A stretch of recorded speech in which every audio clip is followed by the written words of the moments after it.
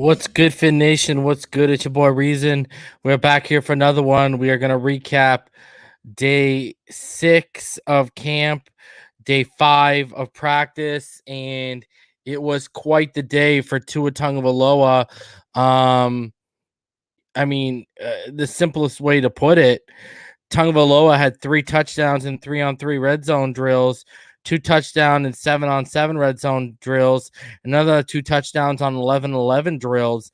So TD wise, Tua threw 7 touchdowns today, and this is the 4th practice in a row that Tua Tagovailoa has not thrown an interception. So Tua Tagovailoa out here absolutely balling out, doing his job, doing fantastic work. I mean, you go look at Travis Wingfield, Armando Salguero.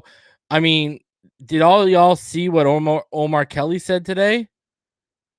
Omar Kelly, who a lot of people want to, chastise and go after as a Tua basher. Did y'all see what the homie Omar Kelly said today, guys? Omar Kelly had some strong words in support of Tua Tagovailoa today.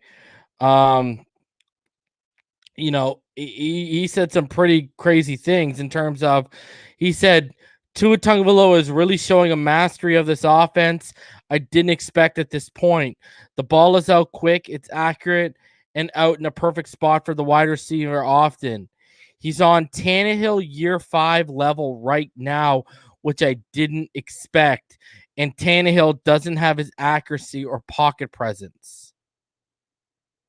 So, I mean, there is no doubt that Tua Tagovailoa right now is turning those who doubted into him. I mean, guys, I saw a text message today from a South Floridian reporter who has had his doubts about Tua to my homie Nick Hicks. And he basically said, Tua's confidence is so high right now, I feel like you played a big part in that. And, I mean, that's the one thing. I mean, you heard, when the players were talking about him, when they said, what's the big difference between year 1 and year 2, everyone was highlighting Tua's confidence. And we'll play a little portion of Eric Rowe's interview today. He kind of threw Gailey under the bus a little bit. I know some of y'all might have seen that. Man, we got so many highlight clips today. It's ridiculous. Like, we got a ton of clips to go over, man. So it's gonna be we'll go into that. Mike asked, reasonable legit question, what are the odds that Miami trades for Watson? They are lower by the day, my friend. They are lower by the day. So, I mean, the way Tua is playing, it goes back to what me and EM were constantly telling everyone. Tua's play is what will determine what goes down in regards to that. The Watson chatter has really quieted down. It's almost non-existent right now. Well, I mean, if you saw the portions of that interview that were going around yesterday, well, the Watson chatter's picked up for totally different reasons. So, yeah, I just, Tua, 7 touchdowns today, 2 of them coming in 11-on-11s, no interceptions in 4 days. Jacoby Brissett threw an interception today. That's the difference between Tua Tagovailoa. Jacoby Brissett is consistently throwing interceptions in practice. Tua Tagovailoa is not.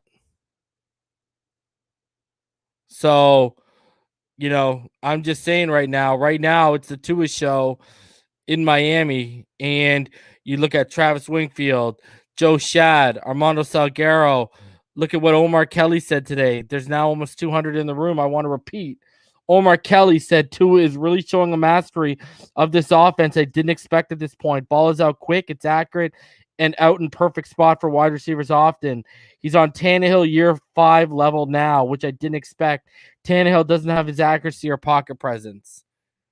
So, I'm saying right now, for Omar Kelly to be saying that when we all know Omar Kelly wanted Tua over everyone, and Omar Kelly's even gone to bat for Tua over the past week, saying if he could redo the draft, he'd still take Tua over these other quarterbacks that were drafted.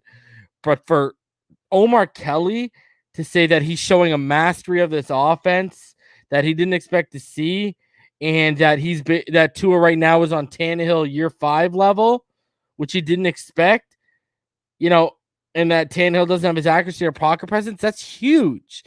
And Alf Arteaga from 3 yards per carry was out there today at practice. He's been there every day, and he said this offense looks explosive.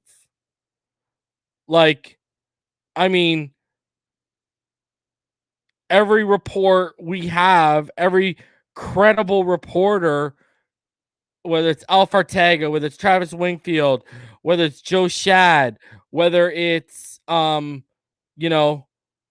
Habib, whomever, David Fuenos, the new reporter at Sun Sentinel, they're all saying Tua was absolutely killing it tonight. And I'm just saying right now, if you got Omar Kelly saying those type of things, it's going down. It's going down right now. So I'm just saying, man. And there is no one giving more detail and more context to each play than Travis Wingfield. And Logan's right. Omar doesn't usually give praise. He actually came out and said, see, this is why I don't like to praise quarterbacks, because everyone was all over those tweets that he made today praising Tua. So if Omar is going out of his realm, Omar is one of the hardest critics to please when it comes to quarterback play. And Omar's out here absolutely gushing over Tua today. Yes, Ivan. Alf Arteaga said this offense looks explosive. And Alf's been there every single day of practice. He hasn't missed one. It's not just public for him. So I'm just saying,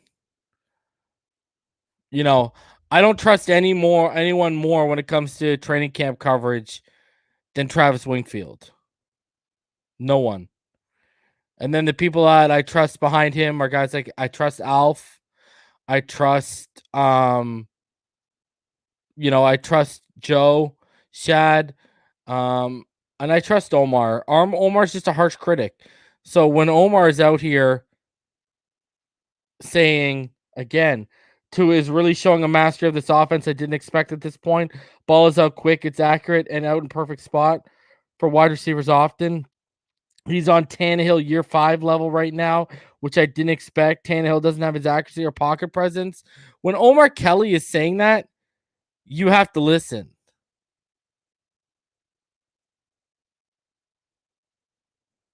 I'm just saying, when Omar Kelly is saying that, you have to listen, because Omar Kelly is one of the harshest critics of this quarterback, and that's a guy he legitimately wanted. I'm just saying, Omar Kelly, you should be listening to that very seriously. But when you want detailed breakdowns of what went down, Travis Wingfield, there's no one better there. There's no one better right now than Travis at doing these breakdowns. Travis Wingfield was clocking the hang time on Pilardi punts today. Think about that. That's how hard Travis Wingfield was going at it. He was literally clocking the hang time on punts today. That's absolutely ridiculous. And apparently Pilardi was around like 4.5 seconds hang time today. About 4.5 seconds. I got a Pilardi punt video too. We got a ton. So, yeah, Finn Reaper, I bet you he is starting to agree with me, bro. So I'm just saying, if Omar is out here praising Tua, saying he's showing a mastery of this offense he didn't expect to see. It's Tannehill year 5 level. I'm just saying. I am just saying. That's huge. That is absolutely huge. So let's get into this, man. We got a ton to go over. Let's go over some news and notes. First of all, if you were living under a rock and you don't know, George Gesicki yesterday did test positive for COVID-19, and George Gesicki has been vaccinated. Okay, so with that came this, and also hit that like button, subscribe. We're not too far. We're about 85 away from 4,800, so we're about 285 away from 5,000. Let's get there. So let's hop into everything right away. Let's do some news and note. Let's go in some roster moves. We're going to go in chronological order for all of you guys. All right. So let's start it off with this. Again, man, there's 304 of you in the room. If you didn't hear today, Omar Kelly said Tua is really showing a master of this offense. I didn't expect at this point. Ball is out quick. It's accurate and out in a perfect spot for the wide receiver often. He's on Tannehill year 5 level, which I didn't expect. Tannehill doesn't have his accuracy or pocket presence. So Omar Kelly is absolutely praising him. So let's get into it. So last night, while I was celebrating my 6th-year anniversary with my wife, we have placed tight ends Xavien Carter, Mike Gesicki, and Adam Shaheen on the reserve COVID-19 list. Now, this does not necessarily mean they tested positive. This is a precaution because they were in close contact with George Gesicki, who did test positive for it. So I'm just saying, and guys, Tua Tagovailoa hasn't thrown an interception at practice in 4 practices. Brissett has thrown 1 or 2 interceptions in every practice, including today. He was picked off. So I'm just saying. All right, we'll get into it. I got a ton of video clips, a ton of highlights. We'll look at all. All right, thank you for everyone showing congratulations for me and my wife. I appreciate it. That's where we're at. We have moved our anniversary date from yesterday to tonight. So we went out, we got dinner and everything yesterday with the kids, and I bought her some flowers, etc., and bought her a gift, all that jazz. And then tonight, because of the babysitter situation, is when we actually went out because it's a holiday in Canada today, actually. So let's get into it. So yeah, there you go. Gesicki, Xavien Carter, and Adam Shaheen are on the COVID reserve list for all of you to see there. Okay. Now, this is what was announced this morning. All right. The Dolphins signed tight end Sal Cannella and Khalif Jackson. They activated Devontae Parker off the active physically unable to perform list, and Preston Williams cannot catch a break, and Preston Williams was moved to the COVID reserve list. Florida born, congrats, man. Behind every great man is a phenomenal, happy woman, happy life, happy wife, happy life. Fins up. Yeah, my wife is absolutely amazing, man. So yeah, here we go. So now Preston Williams can't catch a break. And if you guys, I know some of y'all haven't, I'll show you. If you don't, I really threw everyone off for a loop yesterday when I posted yesterday. I'll just show it quickly before we keep going here. Everyone saw a picture of pre-pandemic Reason. So and shout out to everyone who showed love on Twitter yesterday. It was huge, man. So in case you've never seen pre-pandemic Reason before the beard, there I am right there. Yesterday was my wife and I's 6-year anniversary. She's an incredible, beautiful woman who has been my biggest supporter when I decided to give YouTube a try. I'm so thankful for her and the family we've started. I count my blessings daily. I'm one lucky guy. So yeah, there's pre-pandemic Reason when all I had was a little bit of a chin strap, and that's me with my wife right there too. So love my wife. She's amazing. I'm a lucky guy, man. So yeah, there you go. For all of you that have never seen Miss Reason, there's Mrs. Reason for all of you to see right there. So now y'all know why I sit there and I say, marrying 5s and 6s. I don't know anything about that, baby. I don't settle less for an 8.5. So there you go. All right. Let's keep it rolling here. There was some huge news today too. The Miami Dolphins officially released DJ Fluker, and they actually came to an injury settlement with him.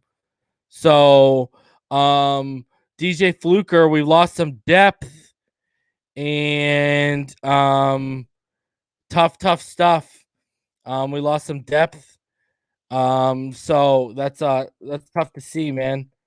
You never want to see losing depth at the offensive line, where right now they're scrambling to put together the top 5 guys there right now, right? So something you don't ever want to see. But I mean, hey, we're dealing with it right now, right? So hopefully everything works out. They must have believed, it must have been bad enough where hold on a sec here. I just want to check something here. It must have been bad enough where we originally heard it was going to be 3 or 4 weeks, but they must have seen enough from him to be like, you know what, it's not even worth it. And considering they're still trying to figure out right now, right? They're trying to figure out who is going to be manning that right tackle spot. I mean, that kind of says a lot about what they believe in DJ Fluker right now. It really, really does, man. So I got to take care of something here. Robert Martin, you are officially added to a moderator. Took care of that. I want to also say, anything's possible. Can you please comment in the comments right now so I can make you a mod? Another thing I wanted to say too, we got a couple housekeeping notes for the channel. Armando, who was once a Robert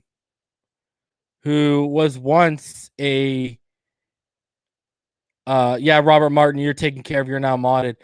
If you are a Patreon and you're not a mod, please comment in the comment section so I can make sure you're modded and taken care of, FYI. If you are in the comment section and your comments aren't showing up, but you haven't done anything wrong, Armando recently had the show in his pocket and was timing people out, and he blocked a few people, I think. So I want to make sure I can bring you guys back. So email me at finsidethenfl@gmail.com so I can bring you guys back out of doing that, right? So I want to make sure you guys are on point.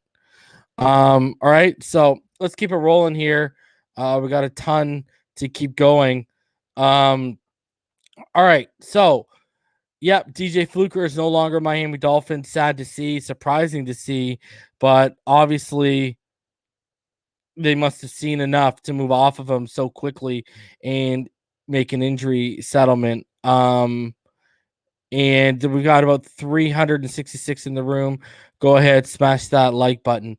Okay, let's keep it rolling here. Let's get into everything.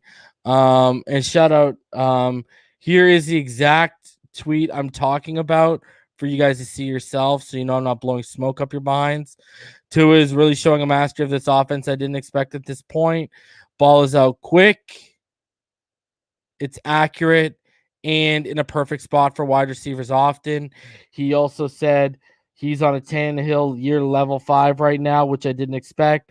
Tannehill doesn't have his accuracy or pocket presence. So obviously this man was showing off and showing out right now.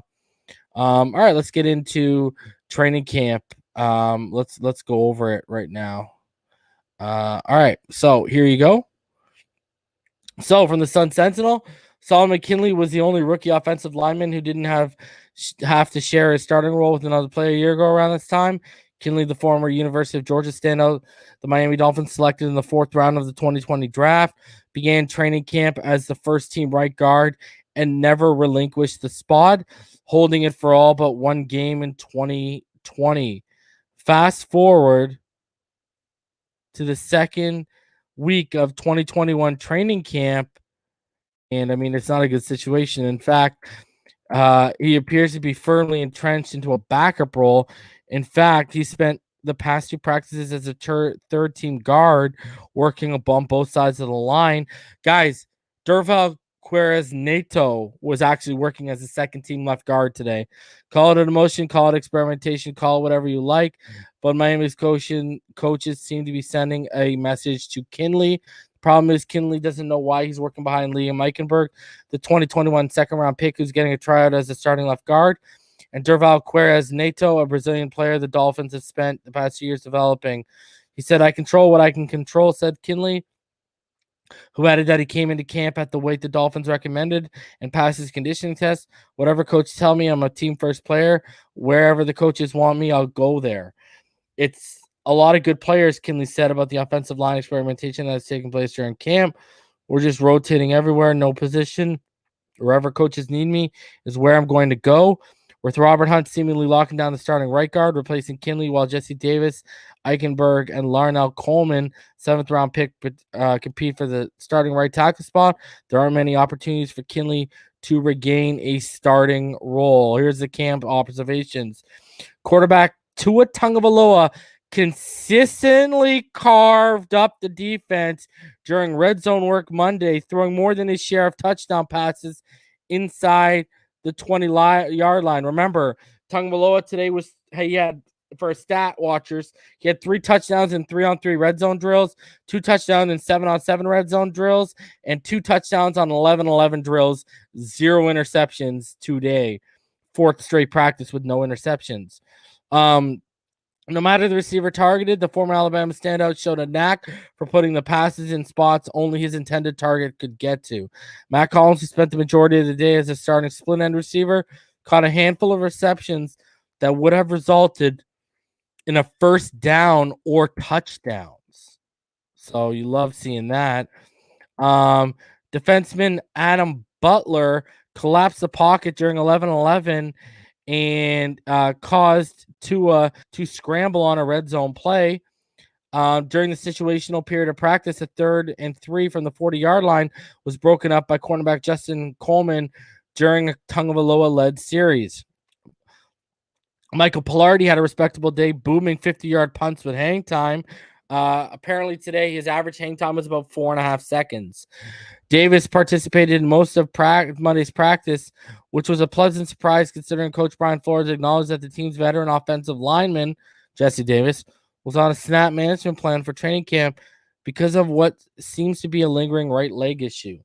Tight end Hunter Long, the former Boston College standout the Dolphins drafted in the 3rd round this year, had a respectable day as a replacement for Mike Gesicki, Adam Shaheen, and Ethan Carter, who are all on the COVID reserve list. So in terms of stock up, stock down players today, Trill Williams, an undrafted rookie cornerback from Syracuse, the Dolphins claimed off the waiver wire this summer, had a productive day, creating 2 turnovers on Monday. On his first big play, he broke up a backup quarterback Jacoby Brissett pass to receiver Lynn Bowden that safety Cledulum caught in the air and ran back for a pick 6. Jacoby Brissett threw 2 interceptions today. Everyone, I want y'all to know that. And then later in practice, Williams picked off a pass. Rookie fullback Carl Tucker bobbled into the air. Let's you know, Jacoby Brissett been throwing 1 or 2 interceptions every practice the last 4. 2 has thrown 0. Stock down, Matt Skura has started 51 games out of 54 NFL games in the past 4 years. Seemingly has an uphill battle to win the starting center spot. Spent all of last week with the second-team offensive line, and even though pads don't come on until Tuesday's practice, the 50-year veteran has spent too much time on the practice field ground. Plenty will change when the offensive line starts dealing with the contact pads bring, but for the moment, Skura seems to be losing ground to Michael Dieter. Injury update, receiver Devontae Parker began training camp on the PUP, was activated, and he was on a limited basis. This is a huge one, guys. Salvin Ahmed apparently suffered a lower extremity injury while trying to make a cut during 7-on-7 portion part of the practice and had to be helped off the field. And just FYI, the Salvin Ahmed injury was non-contact. So that's not that great. If Salvin Ahmed's suffering a non-contact injury like that, that is not good. I'm just saying. That's not good for Salvin Ahmed, man. So Salvin Ahmed, he left today, non-contact injury, trying to make a cut, and he's out. And he had to get helped off the field. And then first round pick Jalen Phillips was held out for the second straight practice with an undisclosed injury that is said to be minor. Will Fuller and cornerback Xavien Howard continue to sit out practice because of the injuries each are nursing. So, I mean, huge stuff right there for y'all. All right. Let's keep it rolling, though. We ain't done. Here we go.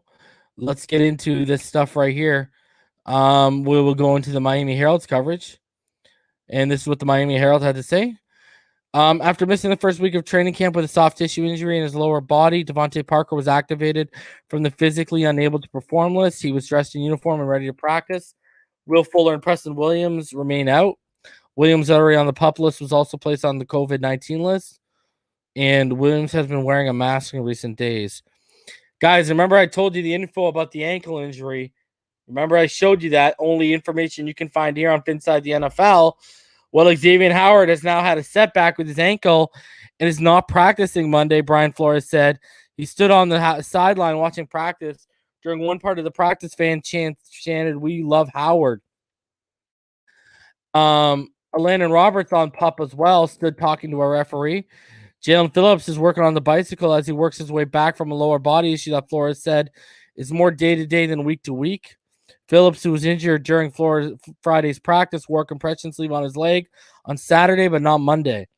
With tight ends Mike Gesicki, Ethan Carter, and Adam Shaheen on the COVID list, the Dolphins signed tight end Sal Cannella and Khalif Jackson, neither of whom appeared in an NFL game.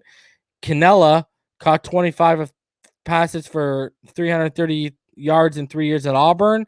Jackson played in 9 games for the Gators in 2016-27 and then caught 9 games in 2 years at Grambling State. George Godsey, who reportedly has COVID-19, was the only assistant coach not present. Tagovailoa had another good day. The improvement is real, folks. Though it's important to note that practices aren't in pads and the defense isn't doing any exotic blitzes. Tua threw touchdowns to Myles Gaskin and Albert Wilson in red zone drills, and several quick strikes down the middle of the field, including another 20-yard throw to Albert Wilson and then a second to Wilson, who continues to look great. Tua delivered a nice pass to the sideline to rookie Hunter Long. We have the highlight of that to go over, who made a nice catch. But one of the other tight ends, Chris Myrick, had a drop. Goal line drills, Tagovailoa hit Mac Hollins for a TD, beating Igbenogany, and then dumped off to Jalen Waddle for a 9-yard touchdown pass. The last 5 coming in the end zone. Jacoby Brissett hit Robert Foster for a TD in red zone drill, beating Trill Williams, and then hit Lynn Bowden for a TD in those same drills inside the 10-yard line, beating Terrell Bonds. Brissett then hit Hearns for a touchdown in those drills, beating Williams again, but Williams then rebounded. Salvin Ahmed limped off the field after making a catch and then spent part of practice on the exercise bicycle before going inside the facility. Liam Eichenberg played left guard for the second practice in a row after spending the entire offseason program and first few days of camp at right tackle. There are mixed views internally about where he would be better. He was a left tackle at Notre Dame. Man, I warned y'all. If they traded up and overpaid to get another freaking guard, this is unreal, man. Jesse Davis remained at right tackle with Austin Jackson at left tackle. Michael Dieter at center with the first team for the third day in a row, and Robert Hunt at right guard. With Gesicki and Shaheen out, Hunter Long started at tight end ahead of Durham Smythe. Jalen Waddle, Albert Wilson, and Matt Collins started at receiver. Christian Wilkins returned to the first group at defensive line. Zach Seiler started Saturday's practice. The The other starters, Emmanuel Ogbah and Raekwon Davis on the line. Jerome Baker, Bernard McKinney, and Andrew Van Ginkel at linebacker. Noah Benogany, Nick Needham at boundary corner. Byron Jones was given a rest. Justin Coleman at slot. Eric Rowe and Jason McCourty at safety. Michael Pilardi had a good day at punting. Cornerback Terrell Bonds had a nice pass breakup in 7-on-7s before getting beaten for the red zone touchdown. Also in 7-7s, Clayton Fledglam intercepted Jacoby Brissett and returned it for a touchdown after Lynn Bowden tried to catch the pass. Receiver Malcolm Perry, who's had a quiet camp, made a nice long catch from Reed Sinnott. Perry has had 2 good days in a row. Lynn Bowden, who opened camp with several quiet plays, made a nice catch down the middle. Carl Tucker had a Brissett pass bounce out of his hands, and Terrell Williams intercepted it. Coleman made a nice pass breakup on a pass thrown to Waddle on the sideline. Running back Jordan Scarlett dropped a pass. Van Ginkel had a sack and got pressure on Tua on another play. Anna Butler was also active rushing the quarterback today. McCourty had a nice pass breakup in the corner of the end zone on a Tagovailoa throw. Second team defense included Siler and John Jenkins with Jason Strobridge on the line.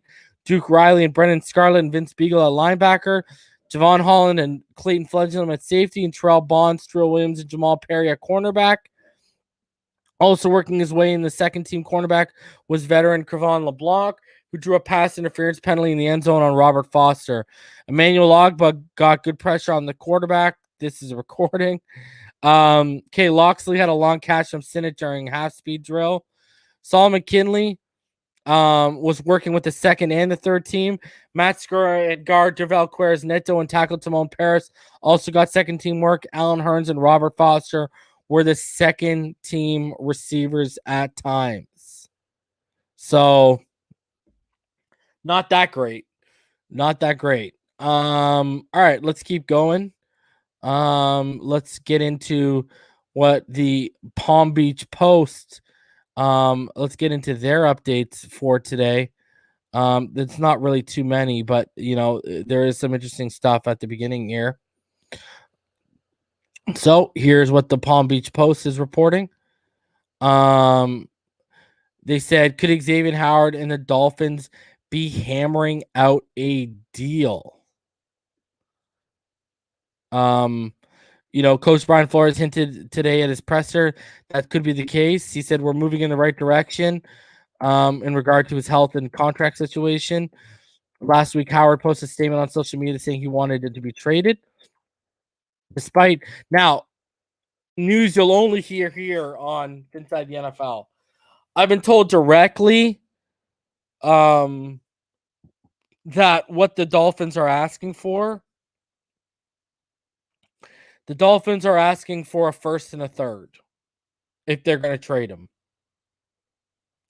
That's what their asking price is at, is a first-round pick and a third-round pick. Now, the same source basically told me that he believes that Xavien Howard and the Dolphins are going to work something out. But if they are to trade him, what they've told him and what's been rumored internally is a first and a third is what the return will be. So take that for whatever you want. So Howard had no reaction when fans right behind him broke out in a "We Love Howard" chant. Howard wasn't the only one missing today. George Godsey tested positive for COVID, was not there, but Stoodsville was. Mike Gesicki, Stephen Carter, and Adam Shaheen were not there. He said, I think it's something the entire league's dealing with in regards to the COVID situation. We're going to follow protocols.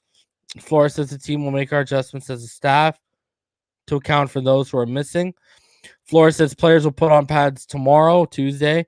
Coaches will be looking for good technique, communication, execution when pads are on. It's real football, so we look forward to it. Flores says Tua is off to a good start, but there's still a long way to go. Flores says it's too early to know if rookie Liam Eichenberg is best suited for playing guard or at tackle. Devontae Parker returned today, activated off the physically unable to perform list. The Dolphins signed Sal Cannella and Khalif Jackson. Preston Williams to the reserve COVID. Hunter Long got reps with all the tight ends out, ran a nice route and caught a 20-yard pass from Tagovailoa in 7-on-7 drills. Long also caught a mid-range throw from Tagovailoa early in 11-11. Jesse Davis worked at right tackle. Robert Hunt was at guard next to him. Eichenberg was at guard. Wilkins, Needham, and McCourty saw significant action today. So Nick Needham continues. I think, we told you, It's going to be McCourty or Nick Needham that gets that role if X isn't around. It looks like Needham's got a lock on it. Robert Foster was congratulated by teammates after catching a short red zone touchdown from Jacoby Brissett. Brissett targeted Carl Tucker over the middle, but it ricocheted and it was intercepted by Trill Williams. All right, let's keep it rolling. We got more to go, baby. There's an article I wanted to read to you guys too. There's two of them actually. So let's go back to the Miami Herald. There's two more articles I want to read. Then I'm going to go over play by play from Travis Wingfield. Then I'm going to show the highlights, and then I'll open it up to you guys. Okay. So there's a ton of highlights to go over. So like highlight videos. So we'll look at again. Tagovailoa, 3 touchdowns and 3-on-3 red zone drills, 2 touchdowns and 7-on-7, 2 touchdowns and 11-on-11. No interceptions today for the 4th practice in a row. And again, because now there's 436 of you in the room. Some of you may not have heard it. We all know Omar Kelly's been one of his harshest critics since he wanted him that bad.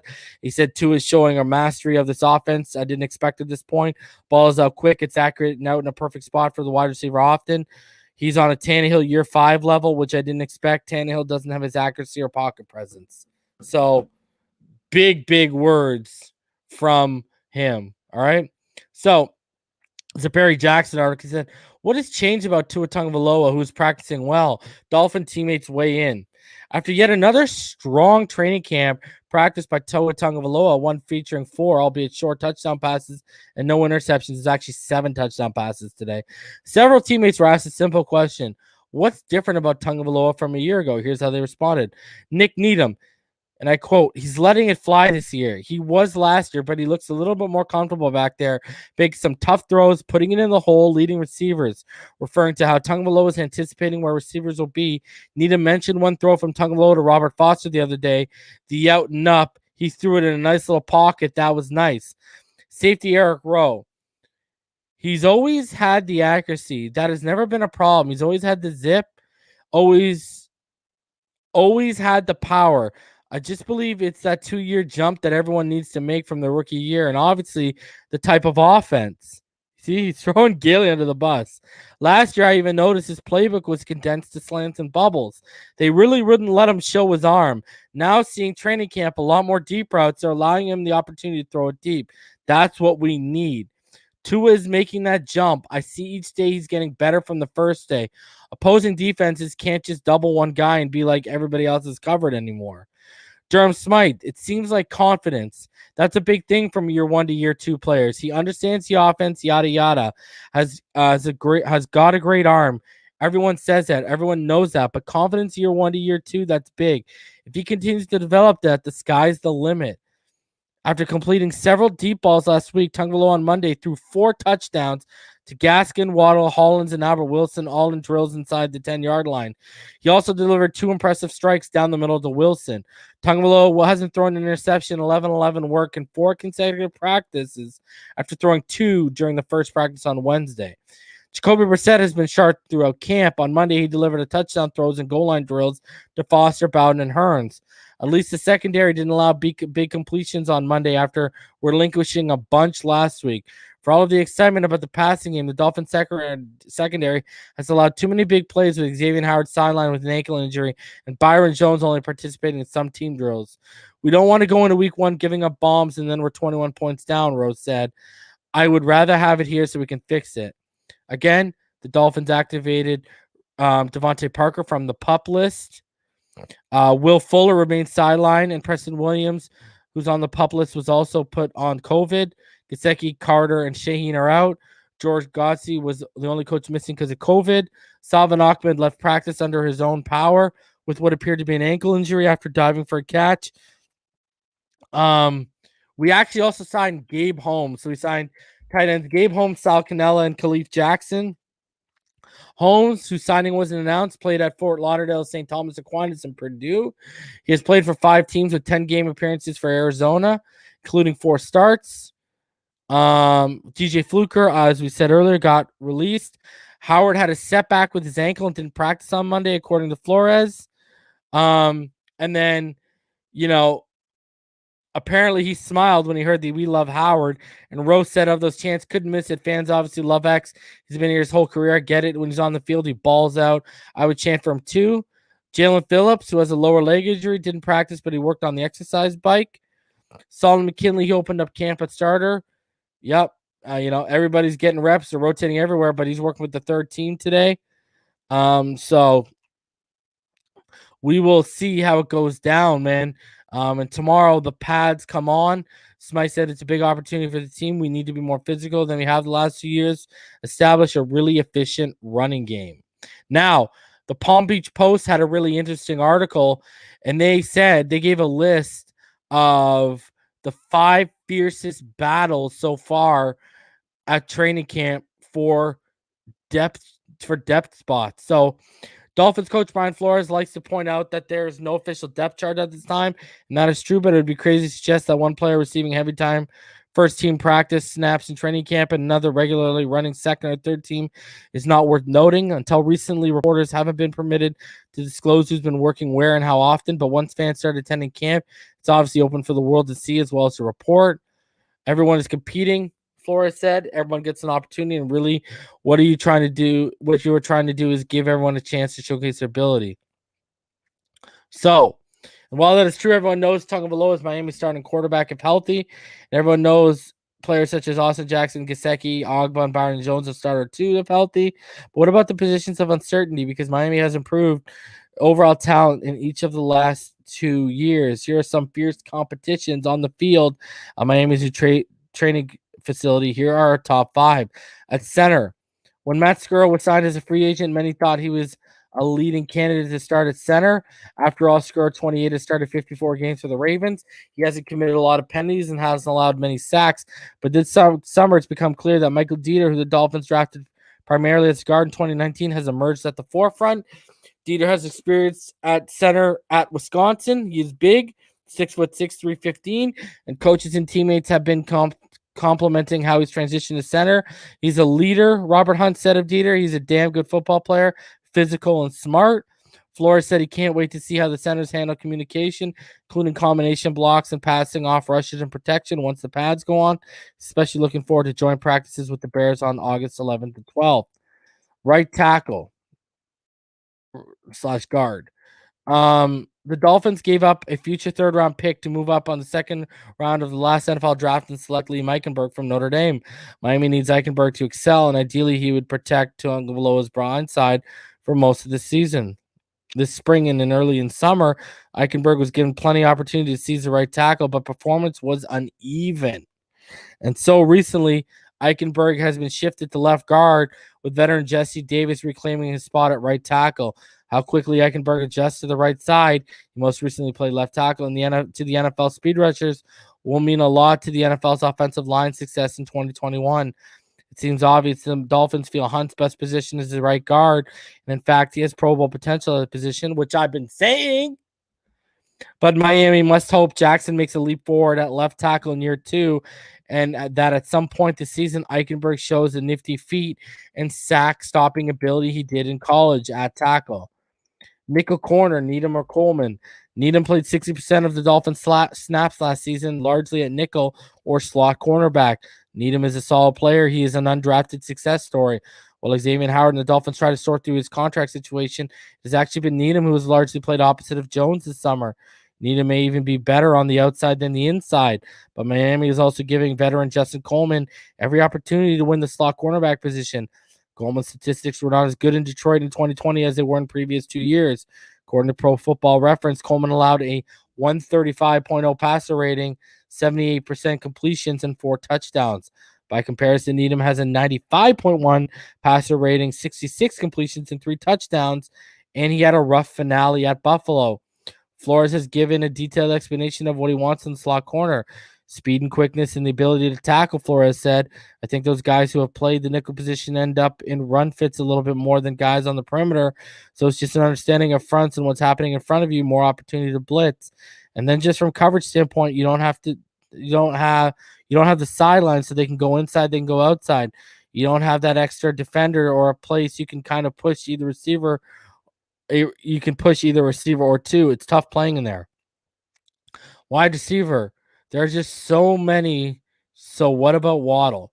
It's certainly possible that wide receiver Preston Williams won't be ready to start the season for Miami and could sit out at least the first 6 games on the physically unable to perform list. That's not good.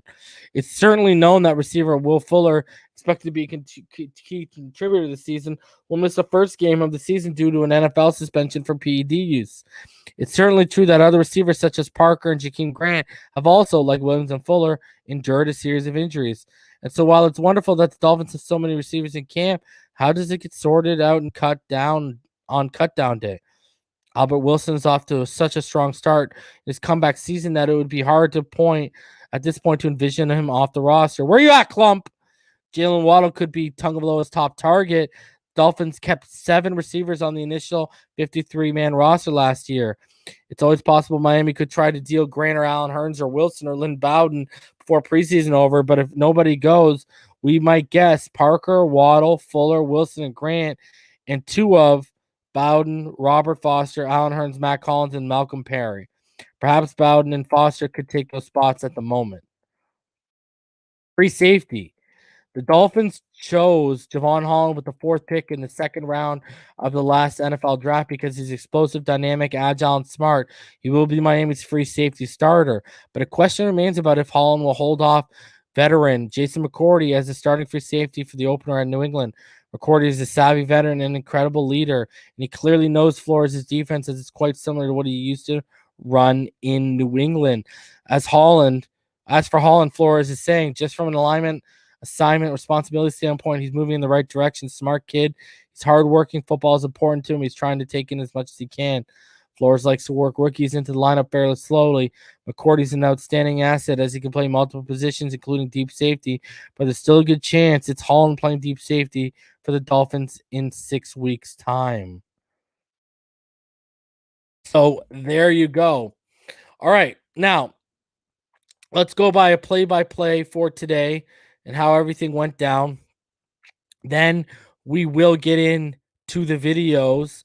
Got a ton of clips. We got 2 clips from Saturday that came out late after I went live.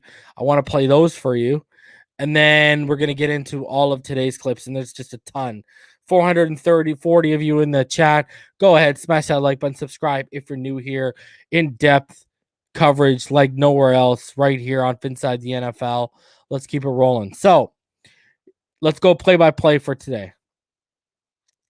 So Parker looked really good in independent drills. He sunk his hips pretty good on a throw on air with air under it from Tua, catching the ball with his hands on in cuts, not letting it into his body. Charlie Fry apparently was really hands-on out there today. He's running underneath the receivers in these on-air throwing drills to simulate disrupted passing lanes. Tua found Gaskin in the flat for a touchdown in a 5-yard line 3-on-3 drill. Devontae Parker covered on the end line. Didn't matter. Tua throws high and Parker pulls it in. And I got the highlight of this and taps his toes down. Just another 50-50 ball made to be 80-20 by Parker. Jacoby Brissett drills a hitch route to Grant between 2 defenders. Great throw, but Grant couldn't squeeze it in. Dropped it. Jerome Baker's coverage stood out in the 3-on-3 drill. He forced a throwaway by carrying one route, passing off, and picking up another. Tua had a great touch on a throw to the back pylon, dropped it in over defender and right into Grant's bucket for a touchdown in the corner of the end zone. Brissett, with good coverage from Askew, Hawley, and Munson, he just had to throw it away. And Josh Boyer was clapping and shouting, "That's the idea." Brissett then hit Wilson on a curl. Ball was a little bit off frame and coming in hot, but Wilson continued his great camp, corralled it in as he went to the ground. Jalen Askew got a second pass breakup on that 3-on-3 end zone drill. Tua tried to find Malcolm Brown on the curl at the goal line, but it was just a bit late. Jamal Perry drove on a route similar to the one he picked on Saturday. And he had a pass breakup. He had a pick 6 on Brissett on Saturday. Today, it was a pass breakup. Sam McGuiveen had a nice pass breakup in red zone 7-on-7 off Brissett covering Laird. Tua completed 2 passes in 7-7 red zone, 1 to Wilson, 1 to Gaskin for scores. The third was incomplete, but the officials that are here today threw the flag on the defense, so it would have been a pass interference. Malcolm Perry made a nice move after the catch from Reed Sinnett to find the end zone in red zone 7-on-7 drills. Reed Sinnett lofted a nice ball then to Carl Tucker, who completed the catch for 6 in red zone 7-on-7s as well. Pilardi is consistently hitting 50 yards from the line of scrimmage with no return opportunity, plenty of hang time, and 2 of them are on the stopwatch. Both of them clocked at 4.6 seconds. Hunter Long pulls one down with Rowe in tight coverage on 6-on-8. Hunter Long, again on a corner route. Tua threw it before he got out of his break. Completed for a nice catch. Malcolm Perry got free from LeBlanc with a nice little shimmy shake. Ball went to Hearns, and it's incomplete from Brissett. Flagellum picks off Brissett and gets up to take it back for 6. Bowden was the intended receiver. Tino Ellis doesn't give an inch to Loxley on a comeback. He got the pass breakup. Sinnett was the quarterback. Malcolm Perry got free over the middle on an over route. Sinnett found him in stride for a big chunk. Might have been 6 if it was live. Tua rips one to Mac Hollins down the seam. Almost immediately off the snap, ball finds him right as he turns his head in the soft spot of coverage. Next play was a coverage sack. Good exchange of offensive and defensive wins were happening today. Albert Wilson made a contested catch with Brandon Jones on his back. Good location from Tua, who threw away from the leverage. Brissett fired one into Ford, who had to turn back behind his body and secure the catch while fighting off Jalen Askew. Ford got open again on another beautiful whip route. Tua drilled one to Waddle coming across the middle. Caught it in stride. He was one slip tackle away from going 80 yards. Tua throws complete short to Waddle on open 11-11. Comes back to Wilson short on the next play for a one-on-one opportunity in space with Igbenogany. Trill Williams comes free for a run on Brissett in 11-11. Ford made a toe tap catch on the sideline from Brissett. Shaquem Griffin got pressure around the edge. Merritt was deep, laid out for the pass from Sinnett, but it was just beyond his reach. And apparently Griffin has shown really nice bend around the edge in camp. Christian Wilkins was in the backfield again for what would have been a hit on Tua. Tua on a deep out from the far hash to Albert Wilson. Ball gets there before the DB can drive. More zip and anticipation shown by Tua. Another strong day for Miami's quarterback, Tua Tagovailoa. Ford makes another catch. This time he has to dive inside after running a comeback, a route that breaks to the inside. Contested catch going to the ground. Tua and the first team offense have shown steady progression every day through the first 5 practices, stacking good days, according to Travis Wingfield. Pilardi hammered one that rolled to the 1-yard line for a 64-yard punt. Raekwon Davis and Christian Wilkins crashed interior of the pocket in the first play of 11-11 red zone work. Jason McCourty has tight coverage on Albert Wilson as Tua rolls left and threw it away. Hollins runs a dig 5 yards deep in the end zone, and the ball was on the 10. Tua fires and the ball is there out of the break. Touchdown. Hollins dances and dunks it over the goalpost. This was on Noah Benogany. Duke Riley draws a one-on-one matchup with Patrick Laird on a fade from the 15-yard out. Riley step-for-step pass goes incomplete. Brissett drills a nice rip to Robert Foster up the seam for a 12-yard touchdown. The entire offense greets Foster to celebrate. We got that highlight too. Tua comes from the sideline to join them. Tua dumps a shallow crosser to Waddle, who scores from the 5-yard line. Dieter, nice work in pass pro to hold off Raekwon Davis. Jason McCourty, good coverage on a lofted corner route to Smythe. Gets a pass breakup on a slightly underthrown ball from Tua. Adam Butler flushes Tua, and Van Ginkel's pursuit doesn't allow him to attack the line of scrimmage as he surveys the back of the end zone. Had to throw it away. Ogba, nice work to read the mesh point, and meanwhile Gaskin at the line for a chance at a stop on a run from the 2-yard line. Lynn Bowden gets uncovered in the back of the end zone, and Brissett finds him for the score. Javon Holland had airtight coverage on a fade to Chris Myrick, incomplete. Alan Hearns caught a 2-yard touchdown from Brissett, working the end line nicely with a toe tap. Tua Tagovailoa completes a slant to Hollins as we resume 11-11. Hollins was having a pretty good day. Ogba, nice rush to get to the edge. Tua throws to Jakeem, but it's a bit behind and incomplete. Flag on the play in the secondary might explain the slightly off location. Lynn Bowden catches a seam shot from Brissett between a trio of defenders. Zach Seiler pushes the pocket for a would-be QB pressure. Sinnett finds his favorite target so far in camp, Kirk Merritt, over the middle for a nice chunk gain. Tua throws over the linebacker and into Hollins for a nice chunk gain. Van Ginkel gets clean immediately off the snap. Tua throws it away. The offensive line working in front of Brissett has been really solid today. He's had all kinds of time. That was the fourth straight practice from Tua Tagovailoa with an interception in 11-11. And it comes when the offense continues to push the ball successfully downfield. Jason Sanders, again, did not miss any of his field goals today. He's just been pretty much automatic, apparently. And again, Tua Tagovailoa, 3 touchdowns and 3-on-3 red zone drills, 2 touchdowns and 7-on-7 red zone drills, 2 touchdowns and 11-11 drills, 0 interceptions for the 4th straight practice. You got to love it, baby. That boy Tua putting in the work, baby. That boy Tua is putting in the work. I've got shout out to Ivan for becoming a new member. Let me get to Logan's donation here. Sorry, I wasn't looking at this. $25 from Logan for being the GOAT on YouTube for Dolphins content. Happy anniversary. I appreciate that, man. Appreciate it, bro. A ton. Thank you very much for the donation, bro. So there you go. Jawar, hold on. Patreon. Jawar, are you a Patreon? I just gotta make sure. If you're a Patreon, no problem. I'll take care of you right now.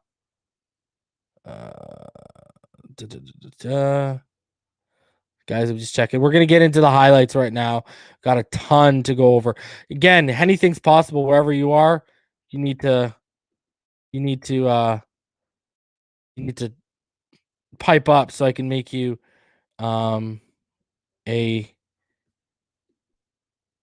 okay, Jawar is a Patreon. Hold on a sec here, guys. Share this. And I just got a donation on PayPal that I got to shout out. So let me just make Jawar the mod right now. A mod right now. Thank you, Jawar. Again, if you're a Patreon, speak up. If you haven't been modded, I message a bunch of you guys and I don't hear back. So, anything's possible. There you go. Beautiful, buddy.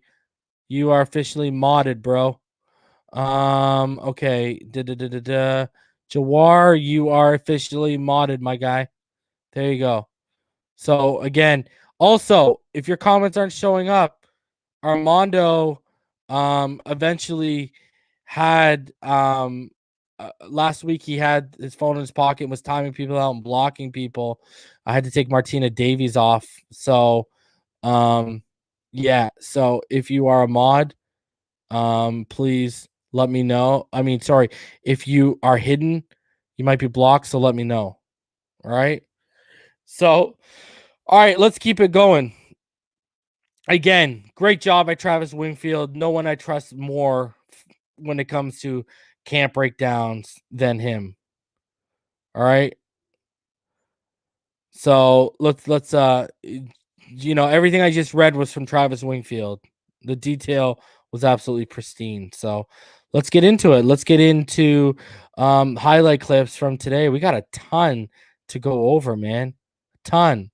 So as always, we always start off with drills before we get into the good stuff. So here were the linebackers working some.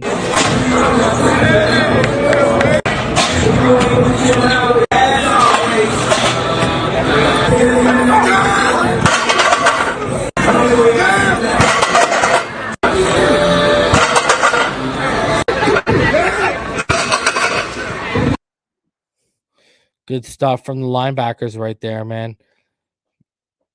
Getting deep into those tackling machines and then coming out into their stance. Beautiful stuff, man. All right, let's keep it rolling, baby. We are far from done. Let me know. Let me tell you that. All right. Oh yeah. Before we keep going for today, though, I want to show you guys. So, I wanted to show you guys a few highlights from Saturday's camp. And shout out to Mem Salanoa. He said 2MD, Miami Dolphins, the Samoan surgeon, and he donated $5 for that, man. Appreciate you, homie. So let's show a couple highlights from Saturday that actually didn't come out until after I had gone live. So let's start off with this one right here, okay? So this is from Saturday. I got 2 highlights from Saturday I haven't shown yet. So you see, defender gets picked at the line of scrimmage. Waddle runs some beautiful, nice pre-snap motion. Beautiful catch too. I've been preaching more pre-snap motion and motion at the snap in this offense for quite some time. Nice to see it again. Watch the pick right there. Nice free release for Waddle. Nick the catch all day, baby. Nice free release for Waddle, man. Gotta love it. That's how you manufacture some space for one of your top weapons. I love to see that, man. All right. The other one I want to say here too is it looks like Waddle runs an out route in this. And you're going to see him. He gets his left toe down and his right knee down. So this actually would have been a complete ball. And look at this. Tua does a great job. Puts it where only Waddle can make a play. Look at that catch. Look at that catch. Look at that catch. One more time. Look at that. The left toe, I pause it right there. Ball is in his bucket. Left leg, toe is down. And if I watch, and there you go. The knee comes down in bounds before he slides out. So that's a good catch. Great job by Jalen Waddle. Fantastic stuff. Absolutely fantastic, man. All right, let's keep it rolling, baby. Here is Xavien and Munson doing some drills.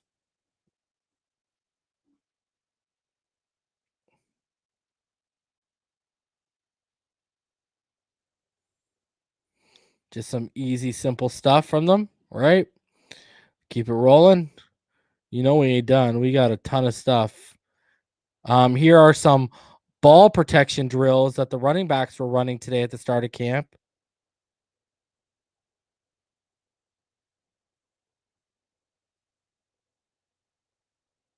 Even some receivers were in there. You see Waddle and I believe it's Perry at the end. Running backs at the front. Oh, sorry, Wilson. My bad. So, yeah. Some protection drills. Love it. Love it. Love it. Love it. All right. Let's keep it rolling, baby. We are not done, bro, by any stretch of the imagination. All right. Here are Ferguson and Pilardi working on some punts.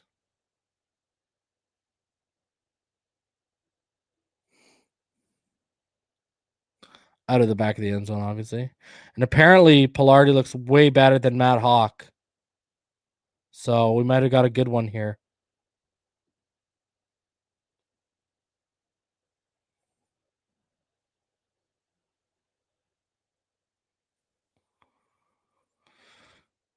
Good stuff, man.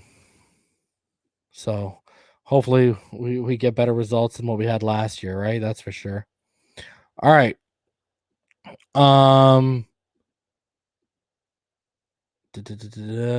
Here is the Trill Williams interception off of Jacoby Brissett.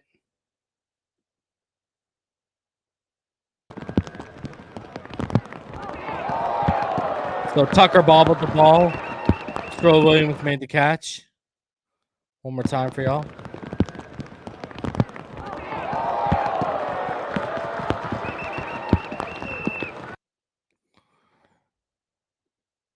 Carter got to come down with that. Carl Tucker got to come down with that one. That's for sure. Here is Clayton Fledglam's pick 6 today.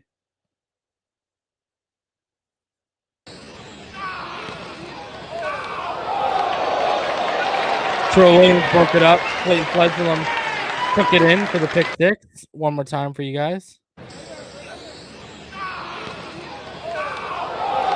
Real low pass by Brissett. I get what he's trying to do, but Trill was able to make a play on it. He was trying to put it in a spot where the receiver can just corral it in and then go down, right? So, all right, now let's get to Tua Tagovailoa. Look at this throw in the back of the end zone where only Parker can catch it. Perfect ball placement. Like, look at this throw.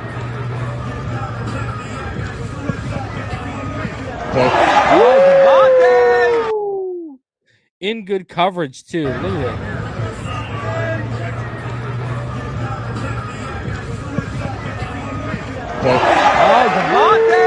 Oh, baby, one more time.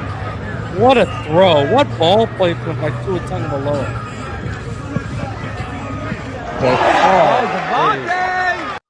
Oh, baby. That is smooth as butter. My God, that's my quarterback. Nice catch also obviously by the homie DVP there. That was ridiculous. That was absolutely beautiful, man.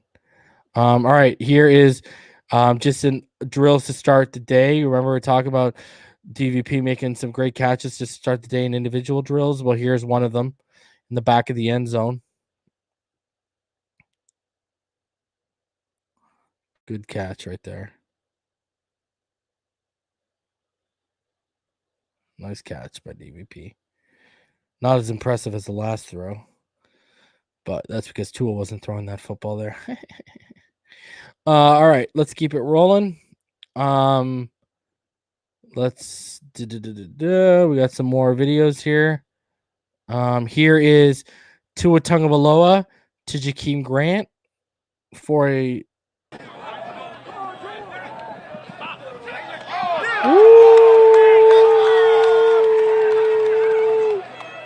That's that boy Tua, baby. That's that boy Tua. Ooh, over the outreach hand of the defender. Watch it one more time. You see the defender try and get the hand up there, and the ball is perfectly over top of it. Look at that. Right there. Look at that. Ooh. There we go, baby. There we go. What a throw by Tua. Gotta love it, baby. Gotta love it. All right, let's keep it rolling. We got more. We got more. All right. Here is Hunter Long with a completion from Tua.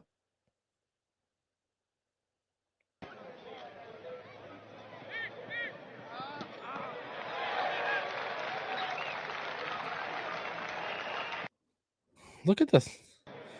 Love it. Look at moves the eyes. Then comes his read. Boom, he's there.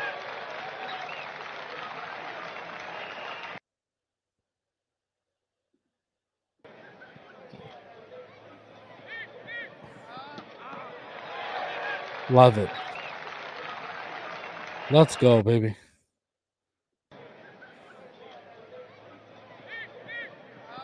Tua got some nice zip on that football, man. That arm, even me and EM were talking about today, that arm looks freaking lively, people. All right. Now, that's it for the training camp videos, but I got two other videos I want to show y'all. One, let's look at Eric Rowe explaining the growth he's seeing from Tua. You saw the quote earlier, but it's kind of throwing Gailey under the bus. Let's see it. He's always had accuracy. That was never a problem. He's always had accuracy. He always had the zip. He always had power. I just believe it's that year two jump. Everybody needs to make from their rookie year, and then obviously the type of offense. But last year, I even noticed his playbook was condensed to like slants and bubbles. Really wouldn't let him show his arm, and now seeing training camp. Indictment on Chan Gailey. He's got a lot more. They give him the allowed. Told y'all. Throw it deep. That's what we need. Last question. Like, what an indictment on Chan Gailey. Chan is somewhere in a retirement hole, hopped up on NyQuil, hating life right now. Slants and bubbles. Didn't have the chance to throw it deep. And he says, even when I was in there, I knew it was a condensed playbook. Wow, that is indicting on Chan Gailey. Chan, you're never getting a job ever again in the NFL. Enjoy retirement, old man. Fucking jabroni of the week. All right. Now, Drew Rosenhaus was on a local station in Florida, and he was talking about the X situation. Right? So I want to bring this up to you guys. This is what went down and what Drew Rosenhaus said in regards to the situation.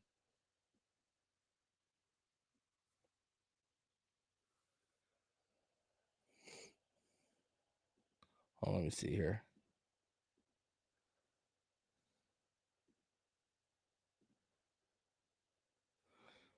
Give me a sec, guys, because it's giving me a hassle right here. Hold on, let me see. I gotta re-download it. I think it's not letting me play it, but I want to show you this. All right, here you go. All right, let's do this. Boom, boom, boom. All right, give me a sec.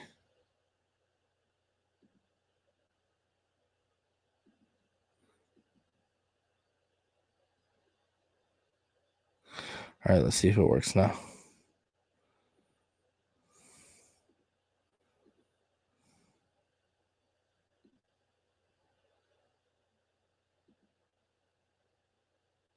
All right, I'll just play it directly from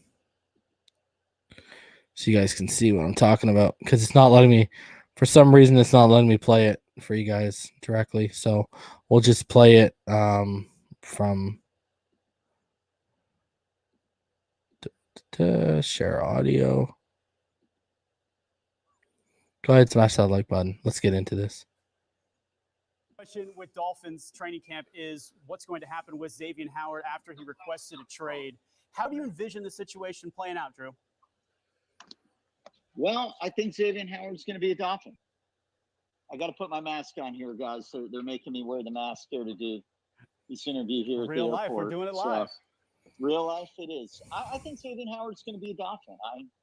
I don't see him getting traded. I think they'll work something out. I think they'll come up with a compromise. It won't be exactly what the Dolphins want. It may not be exactly what Xavien Howard wants, but I think they'll come up with a solution. Maybe they'll move some money up for him or guarantee some future compensation. But he's too good a player, and I know it's a unique situation with the amount of years he has on his deal, but he deserves to get an improved contract, and I'm confident he will. From your conversations and being out at Dolphins training camp, who's impressed the most so far early? It's very early in camp, and so it's really hard to make any judgments. But even though he's one of my clients, allow me to say that Albert Wilson has made a good impression on everybody coming off of the option year. Yeah. I think Albert had one of the best plays in training camp so far with the 65-yard touchdown bomb from Tua. He's really looked sharp. He looks healthy, and he's got his weight right, and could be a big year for Albert Wilson. One thing that was really interesting to me, tight end Mike Gesicki saying that this is now Tua's team. To hear Gesicki say that, what does that translate to on the field? It means a lot. I mean, he's one of the best players on the team. For him to give that vote of support is important. It is his team, and unless the team trades for Deshaun Watson or Tua gets injured, he's going to be the Dolphins quarterback this year. And it's Tua's team, and that's why you see guys like Gesicki coming out saying it's his club, and they're rallying around him. Appreciate you waiting there on the tarmac, walking into the airplane. Hang on for just a few more minutes. We've got to get your perspective on the rest of the NFL coming up. Thanks, Drew. So, Drew Rosenhaus, if you believe him, he believes, and again, X isn't his client, but he believes he's going to remain a Miami Dolphin. So, I mean, and the agents, they talk in their inner circles and stuff. So I'm just saying, like, I've dropped the link if any of you guys want to come up here and join. Huge news, I think, because, all these agents talk in their little circles. And if he thinks Xavien Howard is going to end up in Miami Dolphin and he's going to stay here and they're going to find a compromise. I mean, that's pretty good news right there. But in regards to his day, again, we got 460 in the room. I just got to repeat, and I've repeated it like 6 times already, but I have to again because there's more of you. Omar Kelly today. Tua is really showing a mastery of this offense I didn't expect at this point. Ball is out quick. It's accurate and out in a perfect spot for wide receiver often. He's on Tannehill year 5 level now, which I didn't expect. Tannehill doesn't have his accuracy or pocket presence. I mean, those are huge, huge compliments from a guy who's been very critical of, Tua Tagovailoa, who originally wanted to draft it. So, huge stuff. And Maho, all he wants is 4 years, $4 million move from 2024 to 2021 this year or next year to be fully guaranteed. You can afford both. All right. Rhino, what's going on, buddy? Peace, brother. Happy anniversary to you and your wonderful family, bro. Hope you had a great day. Thanks, bro. Appreciate it. Logan, what's going on, buddy? What's up, man? Happy anniversary, man. Thank you, bro. Florida born, how you doing, buddy? What's up, bro? I swear you could rob a bank and all you'd have to do is shave, bro. You look completely different, bro. Pre-pandemic reason before all the food and the sugar and the beard, bro. Dylan, what's going on, man? What's happening, man? Happy anniversary. Thanks, bro. Fins for life, what's up, buddy? What's going on, brother? Happy anniversary. I appreciate it, bro. Thank you. And finally, last and certainly least, Pyro. What's going on? Yo, happy anniversary, man. Thanks, bro. So what's on your mind, boys? I don't think it's a surprise. I mean, X knows he has to play. I think it's in the Dolphins' best interest to also make him feel happy and the fans happy. So they'll probably, I would guess, about $2 million they'd move up as a compromise, and maybe some incentive to earn another $2 or $3 million throughout the year. Maybe. I mean, that would work. Make everyone happy. Make the fans happy. Whew, those ball skills, man. I haven't seen an X highlight in a minute. Yeah. Sexy man. Stuff. You think Tua balling out like this, could make X want to stay? I mean, of course, he wants the money. He's always said he wants to be here. But this is what I was told yesterday. I'll tell you exactly what I was told. Because the Watson stuff and Tua stuff is kind of playing a part in the Xavien Howard stuff. So I was told Tua playing well will make it easier to bite the bullet and pay X. The cap situation would have been much different if they ultimately pulled the trigger for Watson. So with every day Tua plays well, he makes that less likely that they move for Watson and easier to pay X. Oh, okay. Yeah. Makes sense. And the Fluker thing, did that hurt the cap?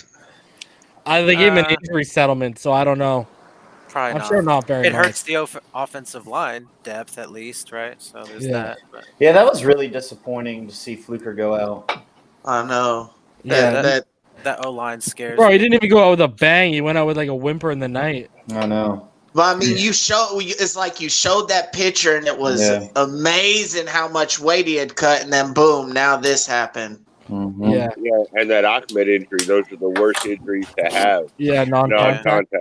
Well, and like I said, that's my biggest concern through training camp thus far has been the injuries. Well, and you can add COVID into it now, right? How that's affecting. So injuries / COVID, the thing is we hope that it's only in training camp, right? And that we get over it, because we definitely don't want any of that mess during the season. So hopefully we can get over this little injury / COVID bug and move on. I got a question. Is Dieter still the starter? Yeah.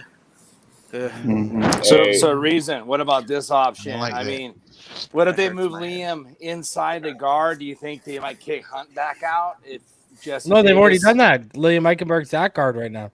Yeah, I know, but do they kick Hunt to right tackle? No. He's staying at right guard, bro. That's what I'm saying. And Davis is at tackle. Yeah, but what I mean? What if Davis isn't, cutting it? I mean, it's sad, but it could happen again, right? Well, about go get Schwartz. But even if you put Eichenberg at right tackle, and there's going to be a question mark somewhere. I'm assuming that maybe Hunt and Eichenberg are ahead of Davis. It's just unfortunate that we love moving Hunt into guard, but the way things are panning out, it's possible he might get kicked back out to right tackle. It could happen. Yeah, I think it sounds like they're pretty entrenched on keeping, because I mean, Barry Jackson said it, JoeyShotz said it, fucking I said it over 400 days ago. They now believe that he can be Pro Bowl level at guard. I want to know who the hell is the scouts for the offensive line, man. Like, come on, bro. They all need to be replaced. Bro, is there an opening? Because I got a resume. So, guys, for real, bro. I'm telling you right now. When they looking back and they seen the Jets sign Morgan Moses, I bet they're straight up kicking themselves in the ass right now. Yo, if he's healthy, I am signing Mitchell Schwartz. Yeah, that's what Well, they said on ESPN so many good options. In the they draft, said on ESPN that I know we have a lot of youth, man. We got a rookie, 3 sophomores. You know what I mean? And Dieter, a third-year guy. They said on ESPN we're like the 4th lowest payroll on the O line. You know what I mean? I just got to address something. I got to address something. Jeremiah, they will actually blow the whistle and call the plays dead if you hold the ball for 5 seconds in practice. Yeah. So you actually are not you are not allowed to hold the ball for 5 seconds. They blow the practice and they call it dead. Mm-hmm. What are they trying to say? Tua holding on to the ball too long? Yeah, I guess so. They all do. They all do during practice. Yeah, especially with no line and D-line going at it. It's normal. Yeah. We won't find out about the O-line until tomorrow, but and the running game. Quicker. Then the running game it surprised the shit out of me. Like Dieter. That's a good point by Jose. What's that? Jermaine Illuminor at right tackle. Yeah. Yeah. I mean, it's just that Fluker, man. I was looking forward to Fluker, man. Dude, I think they love Jesse. I think they love Jesse Davis, bro. No doubt. Jesse Davis was serviceable at right tackle, and his best games last year came at left tackle. Is when they moved him into guard. He was he didn't have the strength to play guard. Yeah, he doesn't have the functional strength in his lower base to play guard. Yeah, I blame Kinley more than I blame the coaches. Kinley coming in out of shape. Well, he said he came in at the weight they asked him to come into, and he passed the physical. So what's the deal with him being on third string? Then he's just not beating the guys out. Something's going on there, Rhino. Okay. I mean, because wasn't he one of the better ones? Well, maybe he's not a practice guy. I'm worried. He's the face I'm making. I'm like, it's some players who aren't a practice. Yeah, they interviewed him today. I think he spoke to media today, and he said, "I came in at the weight they asked me to, and I passed the conditioning test." I was confused. I need to put my eyes on this offensive lineman and see for in some live action. I mean, I know preseason is kind of vanilla, but man, I'm waiting for it because, dude, you know what? I don't care what anyone on YouTube, Twitter, or in the media said today. When Omar Kelly is praising Tua the way he is right now, I know Tua's out there performing, bro. I mean, that's exactly why it came. I've seen something about Omar saying something about he had covered this team since 2006, and he had never seen the offense this good in training camp. I can't remember word for word. He did say that. Yeah. He was saying this is the furthest along in the second-year quarterback span. Bro, he's calling Tua right now as on the same level as Tannehill in year 5, bro. Yeah. But he's saying Tannehill didn't have his accuracy or pocket presence. That's ridiculous, bro. So basically, he's better. Yeah. Well, look, I mean, he's healthy. Yeah, that's the thing is for anybody who honestly evaluates him, it's not like he couldn't do any of this stuff before, right? That's the thing is so he's just finally back to healthy and able to do the things that, a lot of us know he can do because he's not limited by the same things that he was. And then of course, year 2, obviously that helps. And, the playbook being tailored to him. But I mean, that's key. an offensive coordinator who actually believes in his ability. Yeah, I mean, it all obviously all plays a factor, but being healthy is Hey, huge. yo, you know what he said today too? He said the Dolphins are seeing their defense without Howard right now, and it isn't pretty. Yeah, man. Yeah, maybe that's why Yeah. Drew was predicting it. Yeah, It's and gonna why be- Flores is like it's going in the right direction. Yeah, Yeah. He's like, we need Howard. Howard's just sitting Yeah. back, licking his chops, probably watching these guys, man. And Flores being a defensive-minded head coach, he wants that. Well, you would almost think that's Flores' like prize area. Yeah. Secondary, yeah. Bro, Flores did the I'll Adam believe it, Gase though, when I eyes, see bro. it. He saw that. He did the Adam Gase eyes. And he's like, bro, we Taco. we should negotiate with Howard. I'll tell you one player from having a year off that just looks different is Albert Wilson. Yeah. He's looking. I mean, good. I know they He's talk about it. star of camp. When you see Ian, it's EM different. and I were messaging in the chat earlier, and it comes back to, seeing how this D line, obviously they're gonna get a lot more aggressive with pads on, and can these wide receivers get separation when the pressure's on? And that's what I'm interested to see. That's why I can't wait to see the Bears joint practice, man, because that Bears D line and that Bear run game, man, that's gonna really let me see. When is the Bears practice? Next week. Next week. It's gonna be. It's next week before before our first. Reason. Let me ask you a Yeah, it's question. Friday, Sorry. right? The game. No, I was gonna say it's Friday, right? The game. No, the Bears game's on the game? weekend. Game's on Game's on Saturday. Saturday, I 1. think. Yeah. Saturday. I'll be live for the game. Awesome. Reason, question for you, man. Back the Eichenberg situation. Is it more that Jesse's out playing him, or he's struggling at right tackle? And that's He's struggling at why he right tackle with his foot speed or something. That's why they Well, kicked if him you inside. were, I read my articles. If you were here, Yeah, I said that they said he's had uneven, inconsistent performances. got it. Fucking Tevin Jenkins. Hey, he's looking I good. mean, I seen Panay Sewell, all the centers they could have got. I mean, there were a ton of options. I mean, it's early. I don't even want to talk about it, man. Ton of options. He's looking pretty good on camp. Yeah, Jenkins. so I've said my first biggest concern is injuries, COVID, and training camp. My second is the offensive line. Hey, Reason, there's a team right now that needs a receiver. We are receiver deep. I would be looking at trading with New Orleans for one of those young guys on the line. Yeah, but it seems like they're fine with Dieter right now. He looks. We need him on pads first. Because you'd be getting McCoy or Ruiz and moving them inside. Like, I don't want Will Clapp. That's a backup guard. I don't want. No, that I shit. agree. No, I agree. Either Ruiz or McCoy. McCoy, but I don't think they think. Yeah, if the price is right. Well, getting a sure thing at center would be nice. Not for one of our receivers though. It'd need to be Xavien Howard. And they think they're going to be fine with Dieter. I don't know. Well, I think they're rolling with Dieter, bro. Well, I hope so because I mean, like right tackle's a concern too. That's right where I now. think if they could add something, I Schwartz. think they would add a right tackle. If they Yeah, could add something. we're praying that, that you ain't the getting left Ryan tackle- Ramchuk because they just paid him.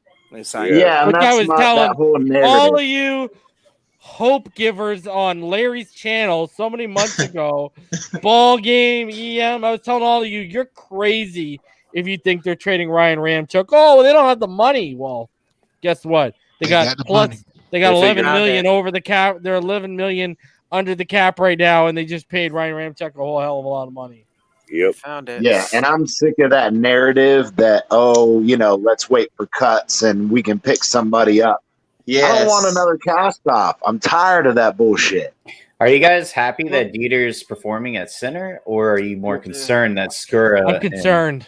I'm more concerned. I'm a little bit of both. I'll let you know when the pads come on though. There you go. Well, I mean, offensive line I and gotta- running back, you can't really properly judge Yeah. the pads are on. I'm hoping I gotta it's see it. positive. I'm hoping it's positive news because, like I said, the right tackle. I mean, if Dieter's struggling and they don't know what they're going to do at center, and we got right tackle issues, my God, you know what I Man. mean?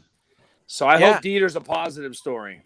Well, we don't have any I issues hope yet. so. I'm just the thing. I mean, look, people are saying they think he could be a better center, and I hope that's the case. He just hasn't shown really anything. anything He hasn't had a positive chance to. in his first couple years here. So it Dude just has it not worries played the it.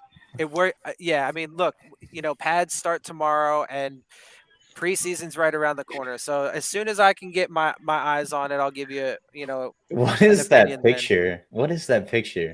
In the background? Those eyes.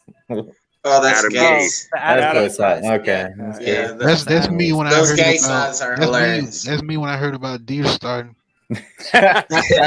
Or him and Forrester shared a line together before that news conference. I can make that face. It's pretty accurate. Yeah. You'd keep the eyes on Escura starting too, so. Oh man. Anyways, good news, man, about Tua. I mean, it looks like he's progressing, man. That's in the live arm, healthy. It's good. It's great, man. I'm feeling good about that. I'm trying to find that tweet Florida Born was talking about. Yeah, because I saw it too. Jason Alf called. Well, Omar says safety is his biggest worry right now on defense with how they've been playing. Alf said that this offense has been explosive though. So any new? What's going on with Brandon Jones, man? Anything? Apparently, Omar. As I was rolling through Omar Kelly's tweet, someone asked him. And he said he's not been that good, and so someone asked him if he's going to have an increased role. He said no. I really liked Brandon Jones last year, man. Yeah, and that's my third biggest concern is the depth chart behind Xavien Howard and Byron Jones. Shoot. Oh yeah, the drop off is going to be huge, man. Just what we've seen in camp. Yeah. That's why we need to work it out with X, so we don't have that drop off. They need to. Game. Oh, they better. They need to. I mean, it's either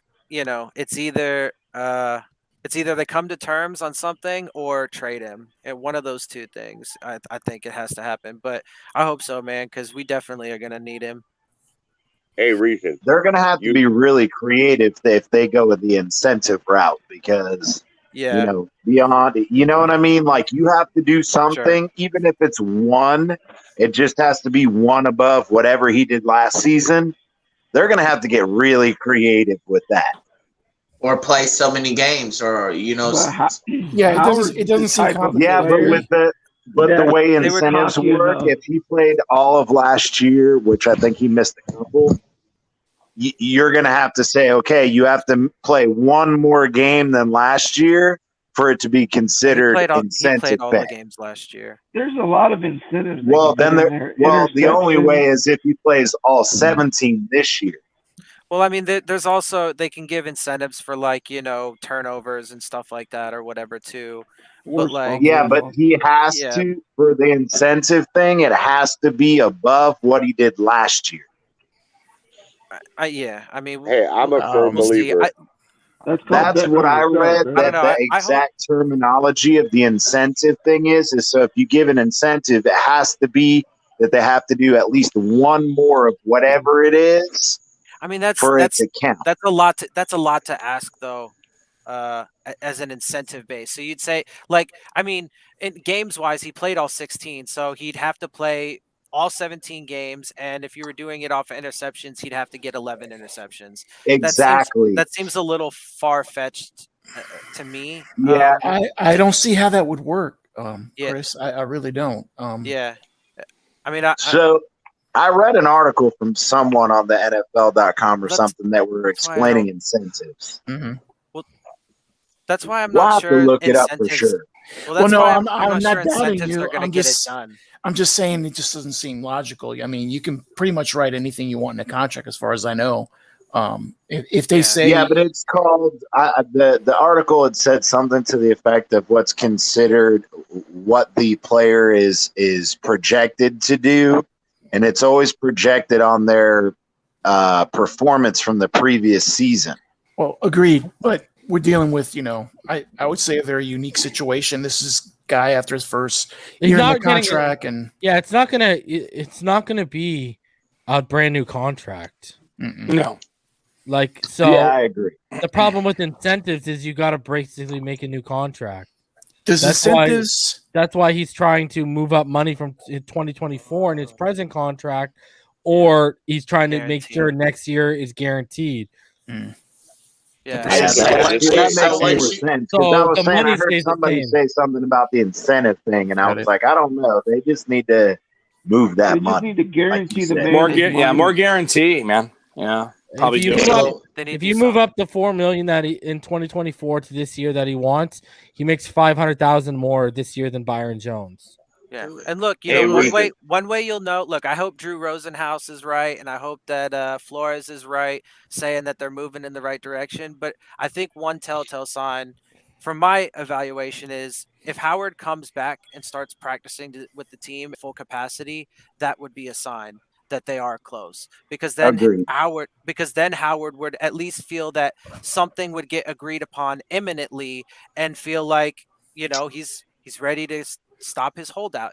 Unless my memory is bad, Howard didn't play a lot during the preseason last year at all, and he was missing a lot of days too. So I don't know. I understand what you're saying, but I think if I signed him and gave him money, I might want him to sit and take a little break because all he needs is a bike. All he needs is a bike.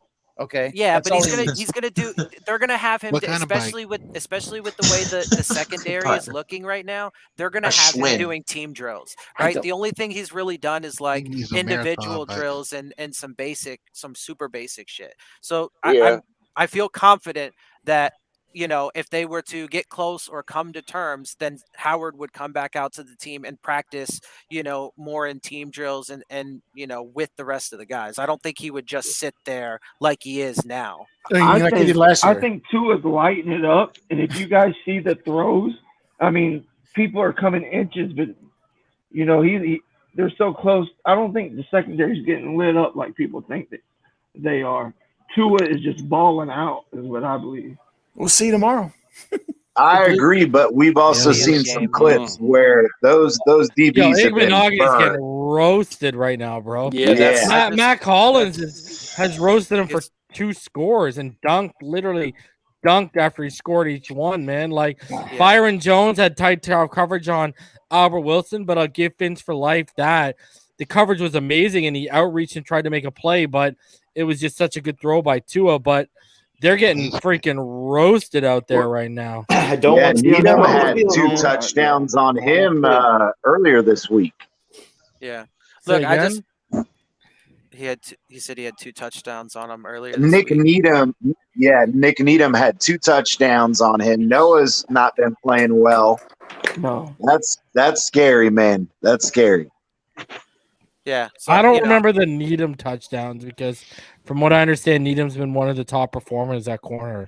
Yes, sir. I mean, granted, he is going to give, you know, they're going to get some yards off of him. That, you know, that's a given. But, you know, like many people on this panel say, wait till the pads come on tomorrow. We'll see what happens then. But I'm not hitting the panic button yet. Of course, I'm hitting the panic with Needham. Not Needham, but when Noah's out there. But so far, I'm not, you know, panicking right now. I just got to see what happens because, you know, this is training camp first week. Just wait. Yeah. I don't get my feelings into it until, you know, it gets real. Like once, even with the preseason games, like you start to see more, but my feelings don't really get into it until game 1 of the season, because that's when it actually matters, you know. That's when it's live bullets. That's when it counts for your record. That's when, you know, you start to show, okay, this team's really coming together and the offense is clicking, the defense is not taking a step back, and we're gonna make a serious run this year, you know. So well, I guess I'm crazy because my feelings are in it with Tua out here balling, bro. I'm hyped, bro. Did you guys see this? Did y'all see this? Yeah. I've had too many. Did y'all see? Hype. Did y'all see this though? Oh, I seen it. This is Josh Allen throwing a screen pass at practice. Watch this shit.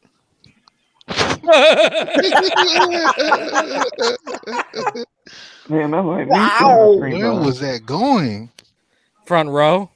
I mean, I think look at all the people in the stands. You can hear the collective sigh. I think he might have thought his receiver was going to go more up or something. I don't know. They're going to be jumping on tables. Now, is Beasley playing? That would have made national news. It would have. Oh, they cut Beasley. That one out of all. I'm pretty sure. What are we watching? Oh, they didn't cut. What are we watching? The Austin Bill. Oh, I thought I saw something where. Okay, my bad. I was about to say, I'll say thank God, well, because that's Allen's number 2. No. If they did, then yes, thank God. I was gonna say you're thanking God that they kept him. No, that he's gone. That he's gone. No, he's not gone. I was wrong. I was mistaken. They moving the Bills to Austin? I think that's just a ploy. I don't think I know. Jerry Jones would allow that. Yeah. Reason. How's make more sense to boy move to Grant Toronto. looking? Grant had a touchdown pass in the end zone today from Tua. No, I know. Oh, if they moved him to Toronto, Reason, then get Grant out of here, please. Well, at least I get to see the Dolphins once a year in Toronto. There you go. As long as you stay true. Bro, I'm only a 15-minute drive away from the Bills right now. Not that far. Really?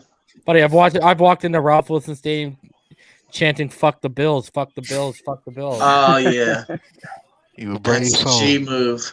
G move. That was back when Rob Johnson was their quarterback. You don't have to question Reason's loyalty. Oh, okay. Never. Those Bills fans are fucking. That place They don't nasty, play, man. Raider fans. Bro, I hated them even more after they did what they did to my boy Doug Flutie, bro. Doug Flutie was, man. They screwed him, bro. They screwed him. They screwed him hard. I hated Rob Johnson so much. That guy was so terrible. Yeah, it's a throwback there, man. Doug Flutie cost me so much money betting against him. Bro, he's a good quarterback. I watched him a ton in the CFL, right? He made the CFL exciting. I don't watch the CFL at all anymore, but I used to watch when he was an Argonaut and stuff like that. I used to watch him, and he was a Calgary Stampeder before that. I used to watch him quite a bit because he was fun. We hadn't had a fun guy like that since Warren Moon. Jeff Garcia was pretty fun to watch too. Yeah, I like San Jose State. Yeah, when I remember when Ricky came to the Argonauts. It was the most pathetic thing I've seen in a while, man. He was terrible in the CFL. He was so bad. So now I got a quick question for you, Reason. So I know we didn't. I asked earlier if we had any clips on what happened to Ahmed, but if it is a long-term injury, how does that reset the running back room? I think Scarlett gets in then.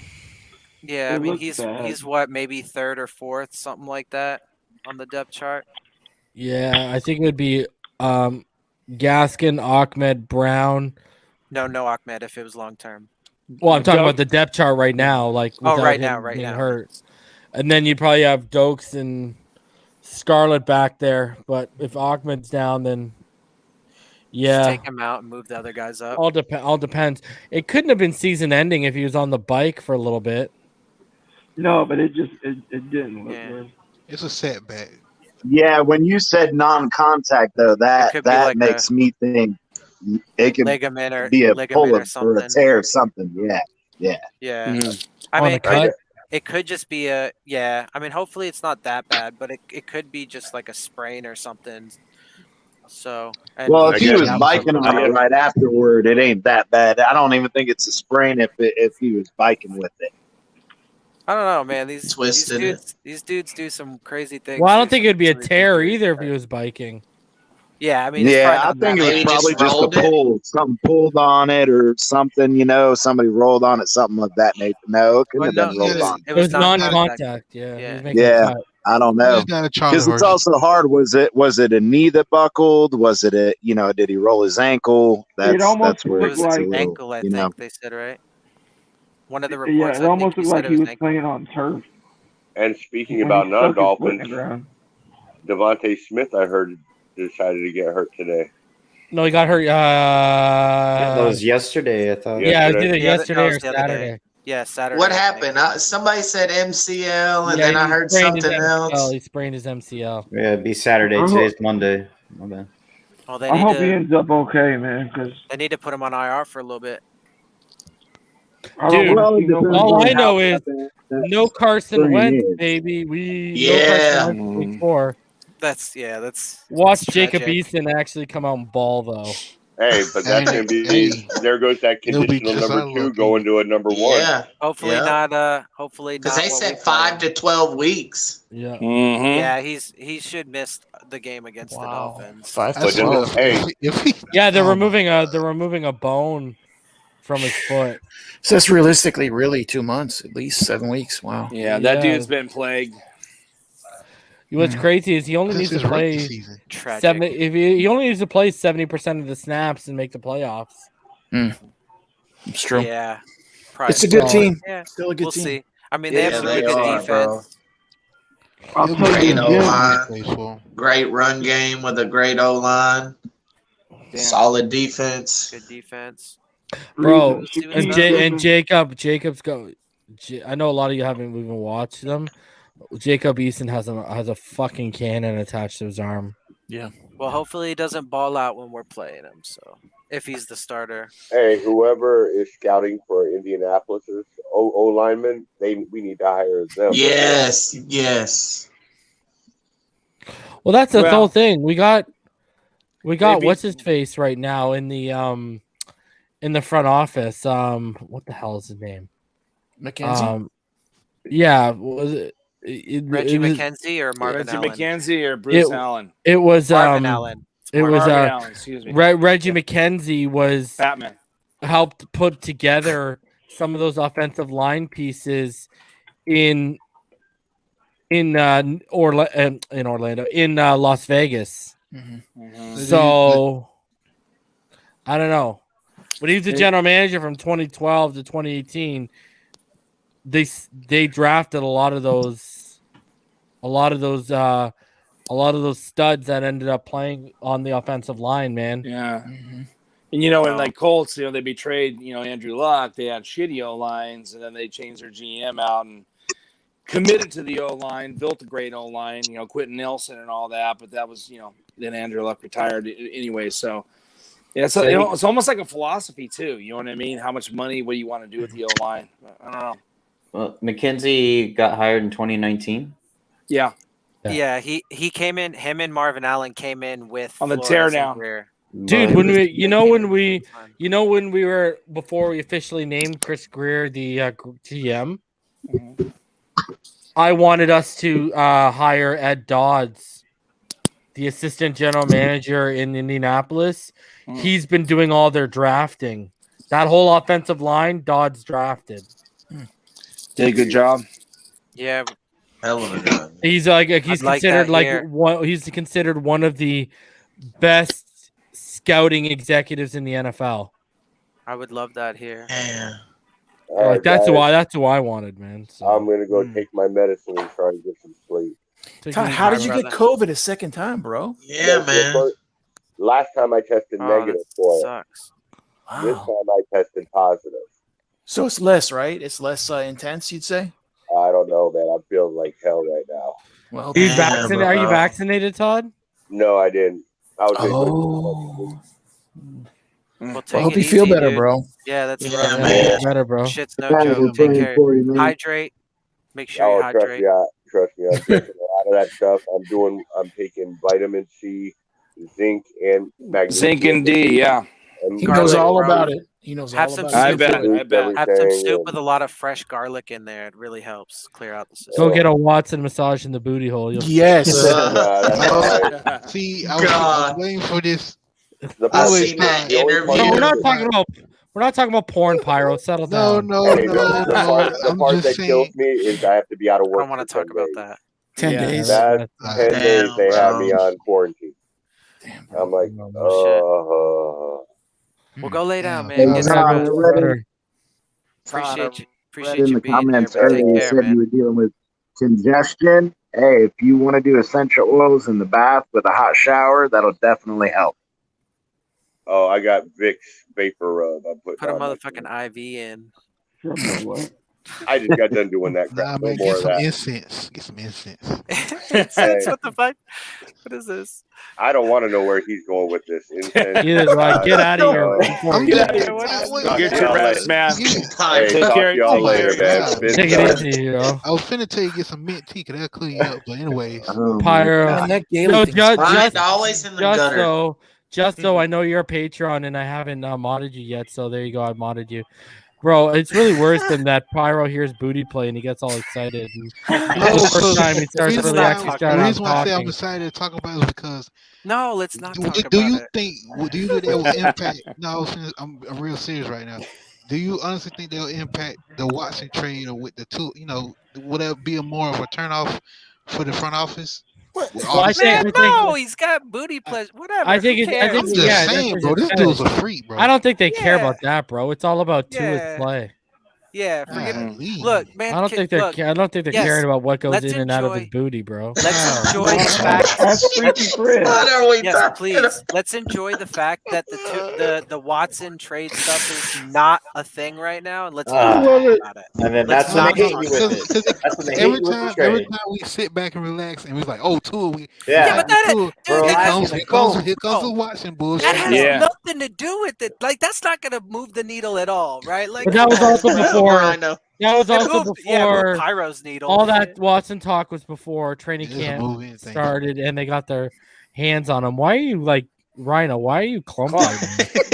Clump's here. Clump just I'm just joined glad us. that Adam Gase photo went down because I couldn't speaking look of at the Trump. screen without laughing, man. With those I Adam know. Gase I pictures. know. It's so bad that Al Wilson is balling out, and that he was just so wrong. Where's Clump at? At home. He left. He left. Bro, he's Like, in hiding. He was here just for a minute. What's going on? What's going on, Todd? Too. How are Todd, you? cool. What's up, boys? What's What's going on, up? bro? You got a lot of feedback going on with your like computer and stuff in the background. Sounds All right, let me see amazing. if I can fix If you got that. headphones, throw them on. Todd comes in, and another Todd replaces him. Yeah, Todd for Todd Circle swap. of Yeah, life. and Pyro's Yeah. still hoping he talks about booty holes. Everybody at my work, man. I ain't gonna go there. Everybody at my work got Thank COVID. God. Pyro Are drew you him in serious, Logan? with the topic. Yeah. I mean, the I'm last, not the last 2 weeks, Line everybody got likes the COVID. booty. I didn't What get is- COVID, Damn. That's good. but I'm Stay home. vaccinated. So Remind me never to eat at your restaurant. Yeah. Logan. I mean, Nah, I mean they're all good now, but shit. well, did they- Porterhouse did to they- the side of the vid. I'm good. Yo, it was like me and 4 other people that didn't get it. Everybody else, man. There's like 30 of them. Did they close Proud of us. down for a time? Yeah, they closed down the restaurant for a little bit. I do the catering side. Like I'm the So you're catering. still working. But either like way. I was doing like both. Man, it was awful. And it's crazy because a lot of people were vaccinated. So I live in Florida. I live in Orlando, and dude, I mean, this yeah. this new It's not gonna COVID stop. shit's crazy, man. Yeah, Hopefully it's not it- gonna stop everybody from getting it. Hopefully I they just don't got back shut from one, anything man. down, man. We'll see. I mean, you know, I don't want to take too long on this, but unfortunately, you know, with the way of viruses, man, is they continue to mutate. So, I mean, we got to keep pace with it is the thing, right? Like, you know. That's why so fuck a we'll see. vaccine. Come up with a cure. Yeah. Well, I mean, that would be ideal. But that's not unfortunately- money. Yeah. Well, I didn't pay anything for my vaccine, so I don't know what you're talking about, bro. Oh, Yeah, best that's free believe the down here. people that made that vaccine are making millions right now. yeah. And I mean, getting everybody back to work and being able to pack football stadiums and restaurants and shit, that's where the real money comes from. I hate to feed this story, but do y'all remember the wrestler Scott Steiner? Yes. Are we gonna Rage. are we gonna have to start calling Sean Watson by one of his nicknames, the Big Bad Booty Daddy? I mean, hey, man. Big Papa Pump. I seen that. I seen it come What? across. I seen it What come was across that? Twitter. See, look An at interview. this guy hears booty playing, his ears perk up. He's like, Yeah, "What?" Yeah. No, Oh, somebody I care said nothing about it. I don't somebody like said it, but it's no, wait, hold up. Somebody said something about a pump. Did someone say something about a butt? Oh, that's disgusting. Somebody said something about a Oh. pump. That's where I was like, wait, what? Okay, That's so what's happening in Noah at camp. here's the real question about the pump, Pyro. Are you trying to increase girth or size? What's going on there? You know what increased my girlfriend size? Najee having a whole segment on NFL Network. Now that was just a freaking Viagra to me. I was like, man, look at my boy. Najee getting a whole segment. You was like old boy on Friday with Tupac. You was over furiously masturbating. Oh yeah, Najee, run that ball. Oh my God. Javonte Williams is gonna have a better season than Najee, bro. We all love you, Kyle, but whole you segment. Is it Friday? I thought it was Monday. Whole segment. Hey, Javonte Williams is gonna have a better It's almost season than midnight. Najee. It's almost midnight, Rhino. So Yeah, I Tuesday, believe. I guess. I think it's going to be close between them for sure. Javonte wins. I'm going with Najee. I think the reason why Najee might have a better season because he could get 300 plus carries. Javonte, Melvin Gordon will take snaps away from Javonte, but I think in the long run, Javonte will be better. Who's that O-line suspect in Pittsburgh, though? They're gonna. Well, that's probably that's part of the reason why they'll run the shit out of Najee. Because they'll want to protect rely Big on Ben. that run game. Yeah, bro. Rely on that run game. Anybody that breathe on Big Ben, he's out for the whole season. Breathe on him. Yeah. Tell you, man, every time he they get a hand on him, he's out for the whole season. He is starting to. I mean, he's always been really sturdy, but now he's starting to kind of like chip away at this point. I don't know if he's ever been sturdy. He just always plays injured. Well, whatever. And he does it pretty well. Yeah. Yeah. Well, so. Plus, his arm is going. His arm is dying. So no one's concerned about Preston? No. Well, no. I mean, that's not surprising. Yeah, a lot of concern. I mean, I'm as not concerned about it. Not the COVID list, but the potential 6 weeks out. Well, that's I just don't understand it. He's DVP light, bro. Yeah, I mean that's the thing is I'm worried DVP about playing. He's practicing. Yeah, I'm worried as much as I'm worried about the injuries and stuff overall, like because he's part of that, and so him specifically. I mean, look, at this point, there's a chance he probably won't even make the roster, especially with the way some of these other guys are stepping up, like Kirk Merritt and Foster and whatnot. He could really be sliding down the depth chart and probably won't even likely at this point make the roster. I mean, unless he can, hurry up and get back and start like showing out, but and come back and get injured again. Woohoo! Yeah. But when it comes to Liz Frank injuries, though, they're finicky. You can have a lot of setbacks with the Liz Frank injury. So does Grant? Here we go. People are saying, he goes up and get balls. Gotta bring it up. He's like 9 months removed from it right now. I know. Yeah. Yo, but that was the Arizona game he got injured, right? It's not a good sign. Any Arizona. I think it was Arizona, right? One at a time. One at a time. Go grab me a beer. Pyro, go get a beer. Yeah, Pyro, go get him a beer. What were you saying, Chris? What were you saying, Chris? I was just saying that when it comes with the Liz Frank, even after it's healed, you have to let it heal. Not okay, the fissure and the crack is broken. No, you have to let it fully heal. Any misstep on that, any taking your rehab too quickly can cause major setbacks. Chris, how long? Normally, how long to fully heal? You can. That's debatable. It depends on the person, the severity, but I'd say between 6 and 12 months. Whew. And if you re-injure it, you're talking another 6 months. Yeah, Jesus Christ. But he's at about 9, right? So he's kind of somewhere in there, but he's obviously not over it yet. So whatever, man. I mean, it is what it is. I want some of these other guys are showing out. So afterthought by. Well, if they put him on the PUP list, it doesn't take a roster spot. There's no risk, right? And then when he comes off of it, if he can come off of it, they'll just evaluate the. You'd have to put him on the IR when the season starts. When the 8 month one, right? The new one, yeah. The 8 week one, 8 games. Yeah, so then that's true. Does Grant make the team then? No. Well, I think he's ahead of Williams right now. I think Grant makes it if Preston's not. I'm ahead of Williams right now. A spot.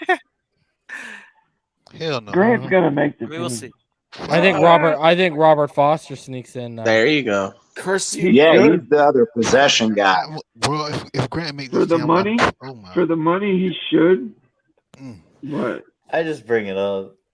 Fuck, I know you do. I'm so sick of Grant. Because it pisses us all off. So It does. It pisses y'all off. And I wish y'all were there to watch him in practice today. That's Smash all that you shit out good there. at in practice. They say this kills all of us. Were you at practice today, Fins for Life? Yeah. Okay. Hold on. You were at practice today? Yeah. Okay, so how did Tua look? Amazing. So What do you all this stuff people are trying to certain people are trying to say that Brissett looked better than Tua. What do you say to that? That they don't know football. They need to go watch baseball. And he looked amazing in the red zone. Yeah, because I mean, you saw what Omar Kelly said. Like Omar Kelly was like has never heaped praise on Tua the amount he did today ever. I don't think he's ever said any praise about any Dolphins player, hardly. Especially at the quarterback position. Yeah, Jesse Davis. I mean, yeah. Well, besides Jesse, for some reason, that's the weirdest thing. He's a card-holding member of the fan club. I gotta go, Reason. Right, love you guys. Later, Rhino. See you hopefully tomorrow. Bye. Peace. All right, take it easy. Rhino, Yeah, I'm gonna wrap this up anyways because it's 12 o'clock. I'm tired of shit. All right, Logan, where do you live, Dylan? California. Nice. All right, Dylan. Let's get and guys are dropping out of here anyway, so let's roll Like the flies. You know what I mean, Dylan? Let's wrap it up, buddy. Your final thoughts, dude. You're gonna skip Logan? I'll go. I just said Logan. You said me. No, I said Go ahead, Logan. Your final thoughts. Oh, yeah, man. I'm glad Tua's balling out. Shut the spots and shit down. Yeah, can't wait for the season, man. Can't wait for next week with the Bears. I want to see what he does against another team's defense. And I hope he shreds them up and shuts everybody up. Let's go. Fins up. Tomorrow's a big day. So, Dylan, your final thoughts. Yeah, thanks for having me. Pumped. Yeah, Again, I don't really get my emotions into it, like really invested until the start of the season, and I can start really seeing how the finished product, quote unquote, is. But I'm pumped, man. I'm looking forward to it, and like Logan said, I can't wait to see how they do. I hope they carry this momentum forward, right? And I hope that once pads do come on, this offensive line starts to stout up a little bit. But I'm excited to see it in this upcoming game, and I'm sure I'll be here for the for your live stream of it. So awesome. Chris, your final thoughts, dude. Sorry. Like I said earlier, I think that, going into pads in the preseason, it's a good time to look at the offensive and defensive line. Also see how the receivers are going to do separation-wise, timing. Like Reason just said, the red zone has been extremely efficient for Tua. That's where, his accuracy and his timing comes in. And I can't wait to see it live and on the big stage, even if it is preseason. At least it's a nice look into it, and hopefully that O-line can do something with this. Show your final thoughts. Yeah, hey, Reason, kick-ass job as usual. I appreciate the hard work and everything you do and the content you provide us all. That's awesome. Dylan, you said you're from California? Not from, but I live out here, yeah. What part of Cali? Los Angeles, North Hollywood, to be okay. You're okay. Yeah, I'm in NorCal, so I was just curious. So, anyways, awesome. Again, pads on tomorrow. Super excited. A lot of answers. Got to keep these guys healthy, man. And I'm stoked. We'll get some answers, and I'm really, really optimistic about what we're hearing about Tua. I mean, it's a relief, to be honest with you. Little nervous about the old line, but hopefully the young guys come through for us, man. Fins up. Pyro, your final thoughts. Well, yeah, I'm pretty much agreeing with Chris. It's hard to really gauge of how this trenches are without pass on, because you don't know if the offensive line is the issue, or maybe the defensive line, once the pass come on, they become the issue. So it's really hard to really predict how it's going to turn out without pass, and especially with the preseason game. That's going to be something to look forward to see how both the strengths of the wide receiver course and the secondary perform if Xavien Howard does hold out or whatever happens. But I got a question, recently. Are you going to stream the Hall of Fame game? No. Well, okay, man. So All much right. disappointment. I just want to ask a question because I don't. Shot they know down. they're doing If that it ain't Dolphins, I don't care about it. Heartless It's like the flame Super went out. Bowl. Yeah. Fins for life. Your final thoughts, dude. Great content, Reason. Appreciate you bringing it to all the Dolphin fans, all the highlights. Another awesome show, as all of them are. I'm real excited about the speed we have. Yeah. I finally got to witness it. Yep. It's sick, and we don't even have our best out there yet. We got our 50-50 receiver coming. DVP, Devontae looked good. Waddle looked good. How Tua looked though? That's what matters. Yeah. Man, he was just threading the needle. Beautiful. I'll tell you something else. He was sticking that foot in the ground. He looks bigger and faster. He looks like, all right, how can I put it? He looks like an Alabama Tua on steroids. Hopefully not actually, but I like hearing that. As long as it's legal, I love it. Yeah, hopefully not actually, but theoretically, I like that. Let's do I like it. Whoa. And he's quick. His footwork looks good. When he was rolling out, oh man, I could go on and on. Right on. Yeah, he looks good. I'll tell you someone else who looks good that we won't know yet more of the pads come on, but Shaheen Griffin is going to be I called that one. Yeah, hearing that. Yeah. He's going to make some plays for this team. Yeah, I believe that too. I love his energy. Yeah, 100%. Yeah, he seems like a really good person, man. I like his personality. Yeah, he on that interview. His draft process. Yeah, let him finish his thought. Let him finish his thoughts. And then one more thing, the safety McCourty was a signing that everybody kind of blah, but he was out there. He was where he was supposed to be. He was a safe signing. I think he's gonna mean something later in the year. The defense, when the pads get put on, the defense is always going to be ahead of the offense, which is good. We need to put the heat on our offensive line to see what they got. And I'm just excited, man. I'm just excited. What did the secondary look as worrisome as some beat writers are making out to appear live? Or was Tua just throwing the ball that well? Tua was I say he missed 2 to 3 passes that looked. And a couple of them throwaways, right? Yeah. Like when he was in his rhythm, I mean, he would have hit him right between the numbers if they didn't put their hands out and catch the football. Now Noah, he looks really good one play, and then the next 3 plays, it's kind of iffy. He is who I thought he was, bro. Yeah. And then Needham, I think he's gonna surprise some people. Good. I like hearing that. Yeah, he's good, and he's shown. Go ahead, never mind. I'm sorry. We're trying to. I tried to sneak my phone in there. But I got a little caught up. Yeah, I heard they're real tight on that. I heard they're real tight on it. Yeah, they got me. Yeah, but they got me. And what else? Who else looked good? All that matters, man. Tua, I'm telling you, I've never seen him look like that because I watched him play at Alabama, and like last year, me and you agreed he was playing timid, like he was playing like he was scared and hurt. Yeah, right on.